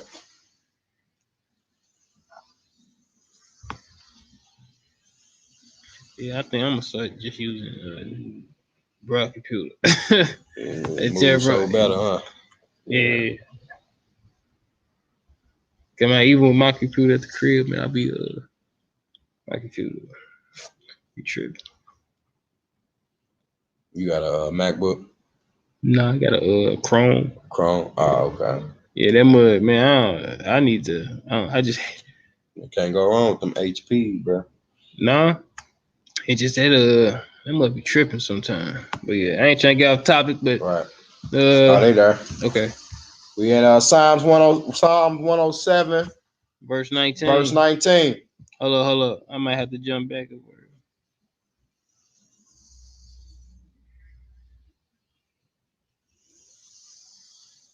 Oh yeah, it's on verse 19. Come on. Verse 19. With the Most High permission. Then thy cry unto the Lord in their trouble. You know what? In their trouble. And he saved them out of their distress. He sent his word and healed them. No, we're gonna start in verse 15. We're gonna take it back to 15. I'm gonna stick to the topic. All right. Go back to 15. No, we're gonna stick to the topic. 19. 19. I'm gonna start 19 over again, family. Then thy cry unto the Lord in their trouble. Right. I'm starting that over. Then they cry unto the Lord in their trouble. And now what? In their trouble. Come on. And he saved them out of their distress. And he do what? Saved them out of their distress. So when the children of Israel was in what? Egypt, right? They was in trouble and they cried out to the Most High, and he heard them. He heard them. He heard them. And look, I think we just need to really sit back and really understand, just as far as us actually all crying out together, all praying together and actually crying out together. Hear us. Right. It's like, look, when you look, man, it keeps saying they cried out. Right. They did this. Right. They did that. Not just he or she. It's they. Right. It's like, look, we need to put in our mindset, man. It's not about me. It's not about you. That's right. It's like, look, if the Most High punish every sin that I ever done, where I stand today, probably not. I probably wouldn't be here today. That's right. It's like, look, it's not about me. It's not about you. It's like, really pay attention to the scripts, man. Just like, look, when they cried out, he delivered them from trouble. Like when they was down in Egypt, man, they cried out together, and he heard them. So it's like when we cry together, he heard us. That's right. We his children. As a whole, man, we his children, we his firstborn, man. We all crying out together. Like, look, help us, deliver us from this evil. Yeah, we're suffering from what our forefathers did. Right? We suffering for the things that they did, but let us not be accountable for their actions. That's right. That's right. That's why we gotta stop all this division, man. Yeah, man. So it's about unity, man. It truly is, man. Just like, hey, all praises, Nehemiah, for this lesson, bro. Just it's very humbling and just been reading, man. Just getting all understanding. Man, just getting super much understanding, bro. Just like all praises to the Most High, man. That's right, and bro. just like I just pray that we all like cry together. Just like cry loud, spur not. We can do that. You know, like script you tell us then, like cry loud. It's like he ain't just talking what verse, he talking all this. Cry loud, spur not. Right. It's like, but come on, verse 19 again. Verse 19 again. Then they cry unto the Lord in their trouble. Right. And he saveth them out of their distresses. All their problems, man, all the distress, all this that's coming upon the children of Israel, they calling to the Most High in their trouble, man, and he's delivering them. He's constantly delivering us, bro. Right. It never fails. So like we cry out, he delivers. He cry out, we cry out, not just we cry out, and he delivers, man. That's right. It's like his word never comes back void. That's right. Come on. Verse 20. He sent his word. He sent his son. Come on. And healed them. Look, he sent the Messiah and healed us. His word was manifested into flesh. Let's look at it for what it is. That's right. He sent his son, man, and he healed them. He healed the people. His word, anytime the Most High spoke, man, he was speaking through a son. And we keeping it funky. We never heard of the voice of the Most High. We never seen him. Right. The only one who ever seen him was the Messiah. So everybody who just the Lord did this for me, the Lord did. I'm not talking to Israel who understand who the Messiah is. I'm not talking to you. I'm just talking about those who actually say that we don't need a Messiah. Right. We don't need, like, look, we always needed somebody. That's right, Kepha. Yashra, peace and love is what we as a whole supposed to be about. Yeah, man. Most definitely, man. Just like his word, man. He sent his son and healed them. The Messiah, if you look at that, take this same verse and go to use this as your precept and just read the whole New Testament. Right. And just see what the Messiah did. He sent his word, and his word did what? Healed them. Come on. And delivered them. And did what? And delivered them. Those that believe on me shall not what? Perish. That's right. Come on, have what? Everlasting life. Come on, deliver them what? And delivered them from their destruction. And what was the destruction? Right? If we going against God each and every day, man, we fall into our own ways, man. Following our own destruction. The Messiah was brought here to lead us into life. That's right. Right. He said, look, that path is straight and narrow. Remember that. That's right. Hey, all praises, bro. I just can't get this off my mind. It's a very humbling lesson, bro. That's right. It right. really is, bro. We're going to Jeremiah chapter 17 next. Yeah. Outstanding lesson, brother.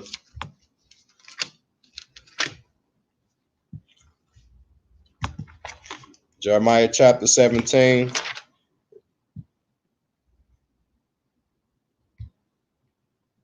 And we got he was going to do a one hitter, which is 17 and 14. Let me check my something.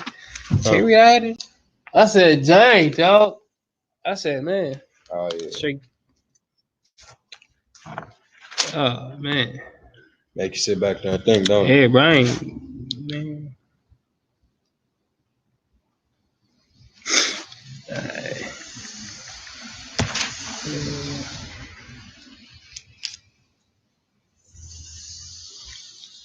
Type in some nines when you get there. Jeremiah chapter 17, verse 14. Then we're going to do that Jeremiah chapter 30.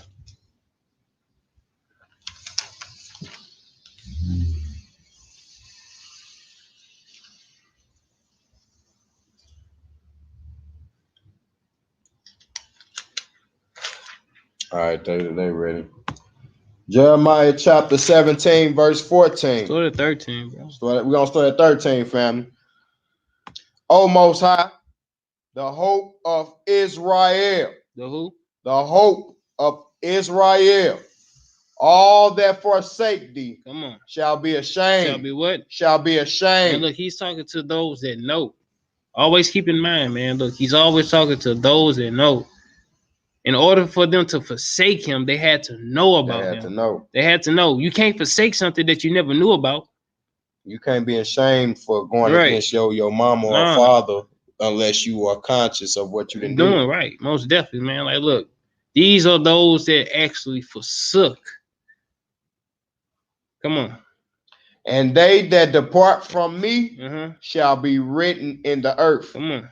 Because they have forsaken the Lord. Come on. The fountain of living water. The what? The fountain of living water. What did the Messiah tell the woman at the well? I am the living water. He said, look, you'll drink from there, you'll be thirsty again. But you drink of me, you'll never be thirsty. Never be thirsty. How can you forsake the Messiah, man? Right, and the Father is what? The fountain. How can you sit and make songs about the Messiah all day long, and then you watch a video channel, and now it's you don't believe in him no more? Right. How can you just go against God or preach his word all day long and then turn around? It's like all of it is a lie. That's that Bible. You niggas tripping. Bad. That's the white man's book. Come on. Verse 14. Heal me. Come on. O Lord, and I shall be healed. And I shall what? I shall be healed. Come on. Save me. Do what? Save me. Come on. And I shall be saved. Come on. For thou art my praise. For thou art what? My praise. Let the Lord be your praise. Everything you do, make sure you're doing it for the Lord and not for yourself. Do it for your people. All right? He's coming to save his people. He ain't coming to save one person. Right. That's right, brother. He's coming to save his people. That's just what it is, family. He's coming to save his people. That's right. Make sure you in line. Right. Look, if the Bible is the text message of God, don't reject the call. Right. Next we're gonna skip over to Jeremiah chapter 30 and read 16 and 17, family.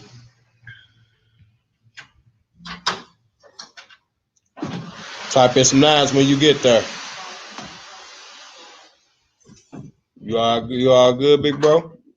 Yeah. All praise. All praise. We're gonna go we're gonna type in some nines when you get there, family. Jeremiah chapter 30.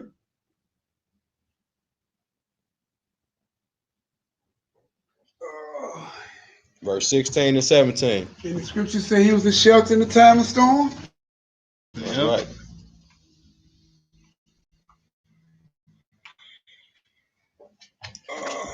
Come on. Do your thing. Almost. Just go to the door, bro. Just go to the door. My brothers. On my way, bro. Your brother is back in the building, family. That's right. Hallelujah. Hallelujah. They got some nines. We in Jeremiah chapter 30. And we're going to start at verse 16. Read 16 through 17. Jeremiah chapter 30, verse 16. And it reads, therefore, all they that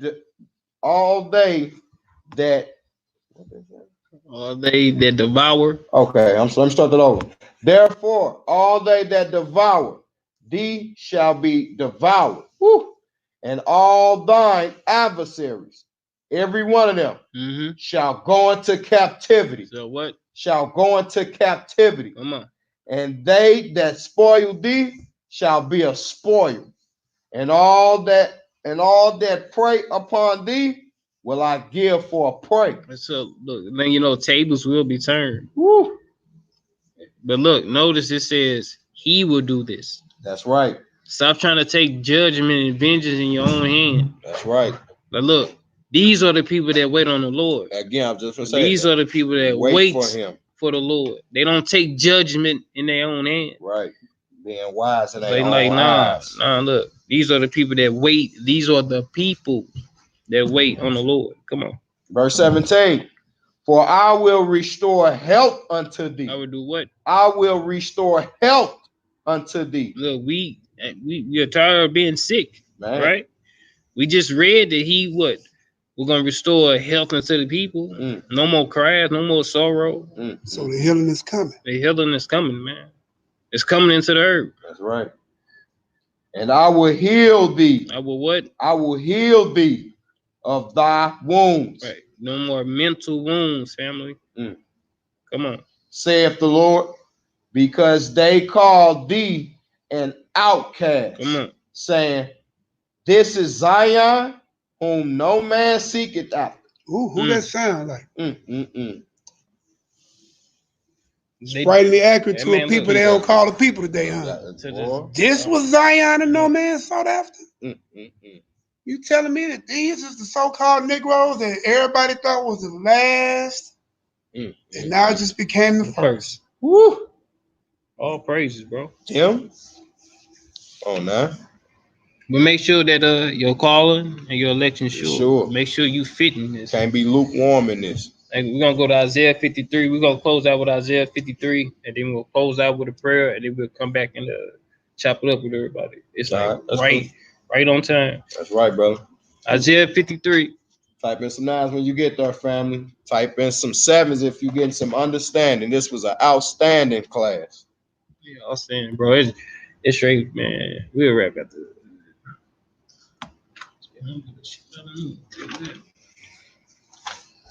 Isaiah 53. We're gonna start at verse 4, family.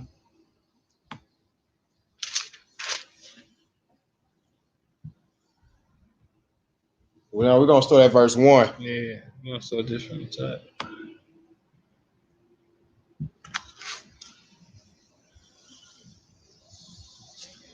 I got some 7s for some understandings. All praises, hallelujah. They understand. Go some 9s when you get there. Isaiah 53. We're gonna start at verse 1, family.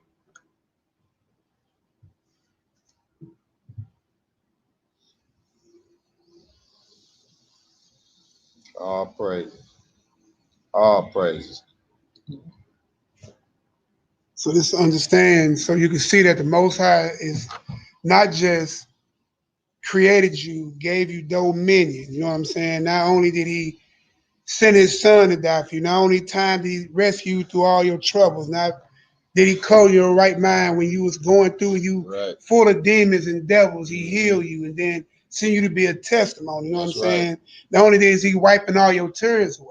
Woo. You know what I'm saying? But he's going to, not just that, he's going to heal you, restore you, and his healing is his salvation. That's right.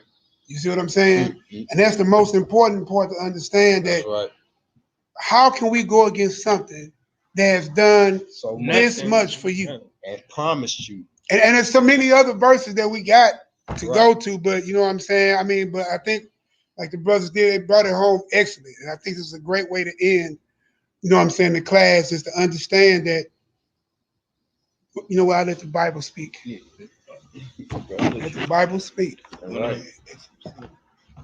They ready. Isaiah chapter 53, verse 1, family. With the Most High permission. Who have believed our report? Question. It's a question, right? What's the report, though? Right. Come on. And to whom is the arm of the Lord's revealed? Come on. For he shall grow up before him. But notice what he's saying, though, right? He said, who believed our report? Right? It says, to whom is the arm of the Lord revealed? It says, to whom is the arm? Christ is what? At his right hand. At your right hand is connected to a what? An arm, right? That's right. Your right hand is connected to an arm, right? Verse 2 says, for he. Where is that he coming from? The he is coming from that arm that's been stretched out. That's right, brother. Bring it out. Come on. For he shall grow up before him as a tender plant. Come on. And as a root out of a dry ground. Come on. He have no form. He have what? No form. Nor comeliness. Right. And when we shall see him. When who shall see him? When we. It says when we, not I. When we shall see him. Come on. There is no beauty that we should desire him. So look, ain't nobody fit to be lusting over the Messiah. That's right, because he came with a message. Man, he came with a message, man. Look, at the end of the day, it goes to show you Israel always look after the outer cup. Because when they went after Saul, man, they went after the outer cup. They looked at the outer man. The Most High looked at the inward man. Come on. Verse 3. He is despised and rejected of men. Look, who despised and rejected him? Right? The Pharisees did. They despised him and they rejected him. They didn't want to believe that he is the Messiah. He is who was prophesied about. That's why verse 1 said, who have believed our report. If they'd have read the Old Testament how they supposed to, they'd have knew that there was him. Right. But who have believed our report? And then this is where the non-messianics, right, try to say that this person being talked about is figuratively Israel. It can't be. It can't be. When you sit there talking about he has grown up as a tender plant. So all Israel is uncomely now? You know what I'm saying? It's all Israel says, and listen, he is despised and rejected of men. So how can the whole Israel reject the whole Israel? Right. You see what I'm saying? It's just reachology, bro. Right. They some reachology. Yeah, man. It's like, look, we beyond reaching. We beyond reaching, man. It's like, look, let's just apply. Let's just like really see what it is. Come on, real bro. Verse 3 again. Come on. He is despised and rejected of men. Plural. A man of men. A man of sorrow. A nation of sorrow. A man. A people. A man. It says a man of sorrow. Right? Come on. And acquainted with grief. Come on. And we hid as it were our faces from him. We hid what? As it were our faces from him. From him. Our is plural. Let us make man in our image. Right? How can we say, okay, in the beginning it says, let us make man in our image. Now there's plural, but when it come here, we don't see the pluralness. Like, no. What it is. Hey, man, straight up. It says, look, let us make. It says, and we hid our faces from him. He had the spirit of God on him for you to be hiding from him. What man have you hid from? Right. Come on. He was despised. Right. And was esteemed, and we esteemed him not. Come on. Surely he have borne our griefs. What? He have borne our griefs. Come on. And carried our sorrow. Come on. Yet we did esteem him stricken. Come on. Smitten of Yahweh and afflicted. Verse 5, bring it out. But he was wounded for our transgressions. He was what? Wounded for our transgressions. Look, it says he, singular, a man, was wounded for the nation of Israel's transgressions. Come on. He was bruised for our iniquities. Hey, look, why are we constantly going against God each and every day when the Messiah has already took that punishment for you?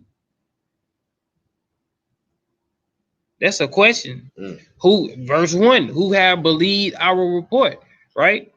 If you look at the New Testament report, this says what? The Messiah died for you once. He ain't gonna be stricken for you again. Come on. The chastisement of our peace was upon him. Was upon him. And with his stripes we were healed. And we are what? Healed. Come on. All we like sheep have gone astray. Everybody didn't want astray. Come on. We have turned everyone to his own way. We all didn't turn to our own ways. Come on. And the Lord don't exclude nobody. That's right. Come on. And the Lord have laid on him the iniquity of us all. Not one person. Of us all. Of everybody. That's right. He died for the nation of Israel. Come on. Verse 7. He was oppressed and he was afflicted, yet he opened not his mouth. Come on. He is brought as a lamb to the slaughter. He was brought, like when you bring your lambs to the slaughter, the whole duty is to what? Kill it. Kill it. Come on. And as a sheep before her shearers is dumb, so he openeth not his mouth. But when all this was going on, just like he never opened his mouth, he took it. He took it for what it was. Oh, that's it for that. That's it for that. That's it. Pick a So song. what we get to see, y'all, is that even when you was lost in sin and in sorrow, wretched, broken, yet did he love us enough that he took upon the stripes that was actually fitted and deserving of us. Right? When Adam got cursed, what did he have to do? By thorns and thistles, he had to do what? Work. What was put on the crown of our Messiah's head? Thorns and thistles. By the sweat of our brow, right above his brow. You see what I'm saying? That's right. Every stripe that we should have got, he took. You see what I'm saying? And he bore our shame to be a lamb, right? Remember it says that the blood of the man to be acquired by the beast. That's why it was figuratively, represented as a lamb. Right. And he went quiet to the slaughter. Yep. Just like Isaac, you know what I'm saying, was going to go quiet to the slaughter. You know what I'm saying? But he said, no, I provide myself a sacrifice. That's right. You wouldn't even see what was really happening. That's like why we. I was showing you what I'm going to do for you. Right. It's like the whole time we heard, and the Most High, like, I'm right here. See what I'm saying? Met you down here. Right. I met you down. Stay low. And all this for that creation. That he sent the first of his creation to die for his creation. That he might redeem you back to him. But there ain't no God. And he don't love you. Man, listen. We need to self-check ourselves. That's right. And evaluate what the Most High has done for us. Even right now, whole situation. All this lesson I'm listening to in the car, riding, and like, man, no matter what you're going through, it could have been, I could have got a call and she could have been gone. You see what I'm saying? She at home, the car at home, everything told, done, put together, reports are made. You know what I'm saying? And there's still peace. Still peace. You see what I'm saying? That's They come back and finish doing the work. That's right. They go home and finish doing the work. That's right. You see what I'm saying? That's right. And when you move like that, God is in control. Yeah. There ain't nothing to worry about. It's nothing to worry I ain't saying you don't get that stress. Right. You know what I'm saying? You hop up, you know what I'm saying? But then anybody who's going through something, you have to ride to it and be already knowing that you got the victory in it. That's right. And be at peace. Yep. Because why? Because he loves you. He already gave you the victory and all the tools to win. All the tools. All you gotta do is show up. Yep. And then let people know that, look, it's already finished. End is already made straight. In the end, you win. What's a car? Nothing. What's a life? We got that. Everything else is in between. So understand, man, listen, you walk with a mighty God. He loved you. He called you from the foundation, gave you dominion, and then no matter how far you went off, he's still going to reserve a remnant of you to come back and do what? Take dominion. That's right. That's right, brother. Gave you a body, going to give you a new body. Gave you the kingdom, going to give you a new kingdom. And everything in between, he blessed you. And whatever he chastened you for, he did it because he loved you. Because he loved you. And if his son had to come down and was appointed to die, we read the scripture, listen, I make dead, but I make alive. I take down, but guess what? I bring it right back up. That's right. So what are we complaining for? There will be no excuse in the day. No excuse, man. How can you hate a God that loves you this much? Man, even made you to look like him. In his own image. Most powerful being in Man, again, man, double honors to y'all houses, man. I thank y'all for stepping up, man, and bringing this to the class. Cause no matter what we're going through, man, the work must go forth, which shows the sincerity that we have for our people. And listen, keep pressing for the kingdom. Now listen, no matter what happens, no matter what comes at you, and listen, even if you don't understand, His ways are not your ways. Right. You know what I'm saying? Don't nothing get by him. This didn't get by him. There's no accidents. Right. Not in his creation. You see what I'm saying? So listen, he got it all in control. That's right. You just got to line up and stand up. Right. How you want to do it? 103 is what I had earlier. 124. He be ready, boy. Hey, I ain't gonna lie, y'all. Look, the secret to getting the Psalms done is let Uriel handle it. I do it every time. Uriel is what we're gonna be talking about. I got a Psalm. He's a great psalmalite. Right. That comes from all that poetry. Are we gonna stop sharing it? Yeah, stop sharing. Okay. Right. Yeah. Hey, we're gonna close it out with Psalms 124, family, and then we're gonna come back and chop it up with y'all for a second, and then we're gonna get up out of here, and then most I'm willing, we link up this Shabbat. Right. Then we'll be doing local and abroad. Yeah, we're gonna be doing local and abroad, family. Local and abroad. So they're gonna be going live tomorrow. YAH'KI. All right. Yeah, so you're Had the best of both worlds. yeah, best of both worlds, family. Hey, the work must always be done.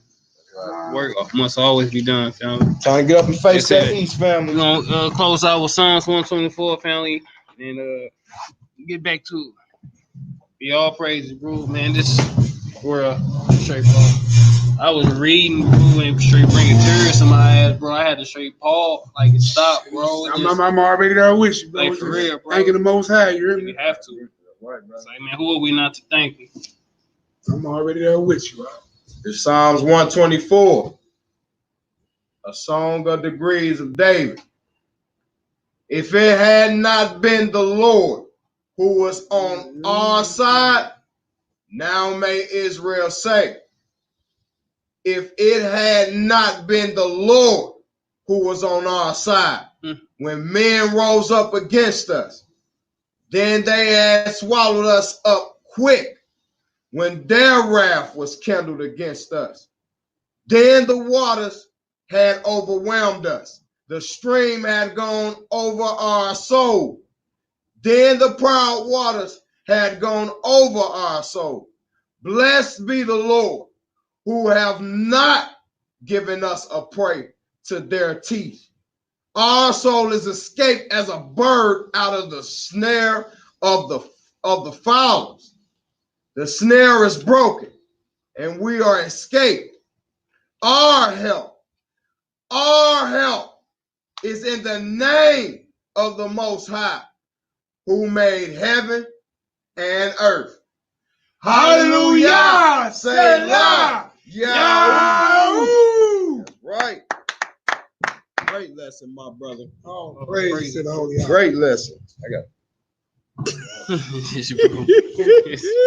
Oh, Hebrew leaker light. Right. There you go. Just light. Oh, Hebrew leaker light. my life's name, boy. Oh, man. Oh, Shalom, my family. How y'all doing? definitely grateful, man, that y'all could have been anywhere else in the world, man, but y'all here with us. I'll come over. I'll share a little spotlight with my brother. Yeah, man. So thank y'all for all the prayers, man. The wife is all right. Well, as well could be expected. We'll get everything else together and get it together. But she kind of a strong woman like that, though. So I'm finna rush up out of here. Just want to make sure, everybody is fed. I try to be every place I can at one time. I ain't kind of got that omnipresent thing down pat yet, but Not just yet. not just yet, man. I'm working on it. But yeah, man, material. Yeah, That's all. that's it. But we got life. So yeah, man. Tuvia, where that picture at, man? Tuvia had to do the Nazarite vow, bro. Oh yeah. Oh yeah. He did it. Then hit a bump in the road. He had to even go deeper. Oh yeah, boy. Yeah, I know that life. I know that life, brother. Yeah, but anybody got any questions about anything in class, man? It's on your mind, your spirit, chop it up with you for a little second. My brothers kept it under 4 hours. I told you it was going to be short. Aha. It's short. Well, I mean, Look, I ain't pulling no Nehemiah long winner like, What you be saying? What's Aha. No, the other one. Which one? It be like something. It sounds like YTD a little bit. That's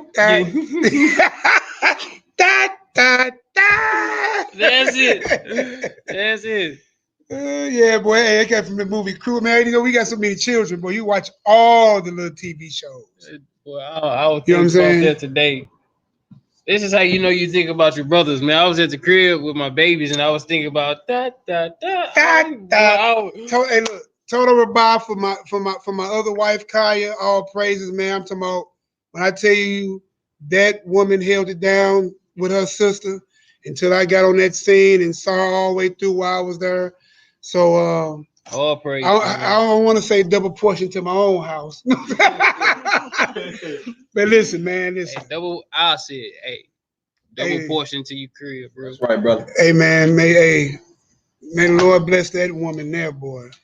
Definitely blessed me. So she held it down, got on my head, then kept me calm. So she was like playing phone tag. 3 ways, 2 ways, 4 ways. She actually brought the party line back. She had about 17 people on the phone. All right, maybe not 17. Had a few. Yeah, but she navigated everything. So total bye for my little Kaya Straughter, keeping it together, holding her sister down, and she holding it down for me while I'm out here till I get back home. So I'm going ahead about we'll leave this up here for the moment or whatever like that. Oh, I need to figure out how to do this thing. We'll talk. Yeah. All right, family. If y'all ain't got no questions for us, anything else, we're gonna go ahead and call her a night. Again, man, thank y'all for coming out, sitting with us for a taste.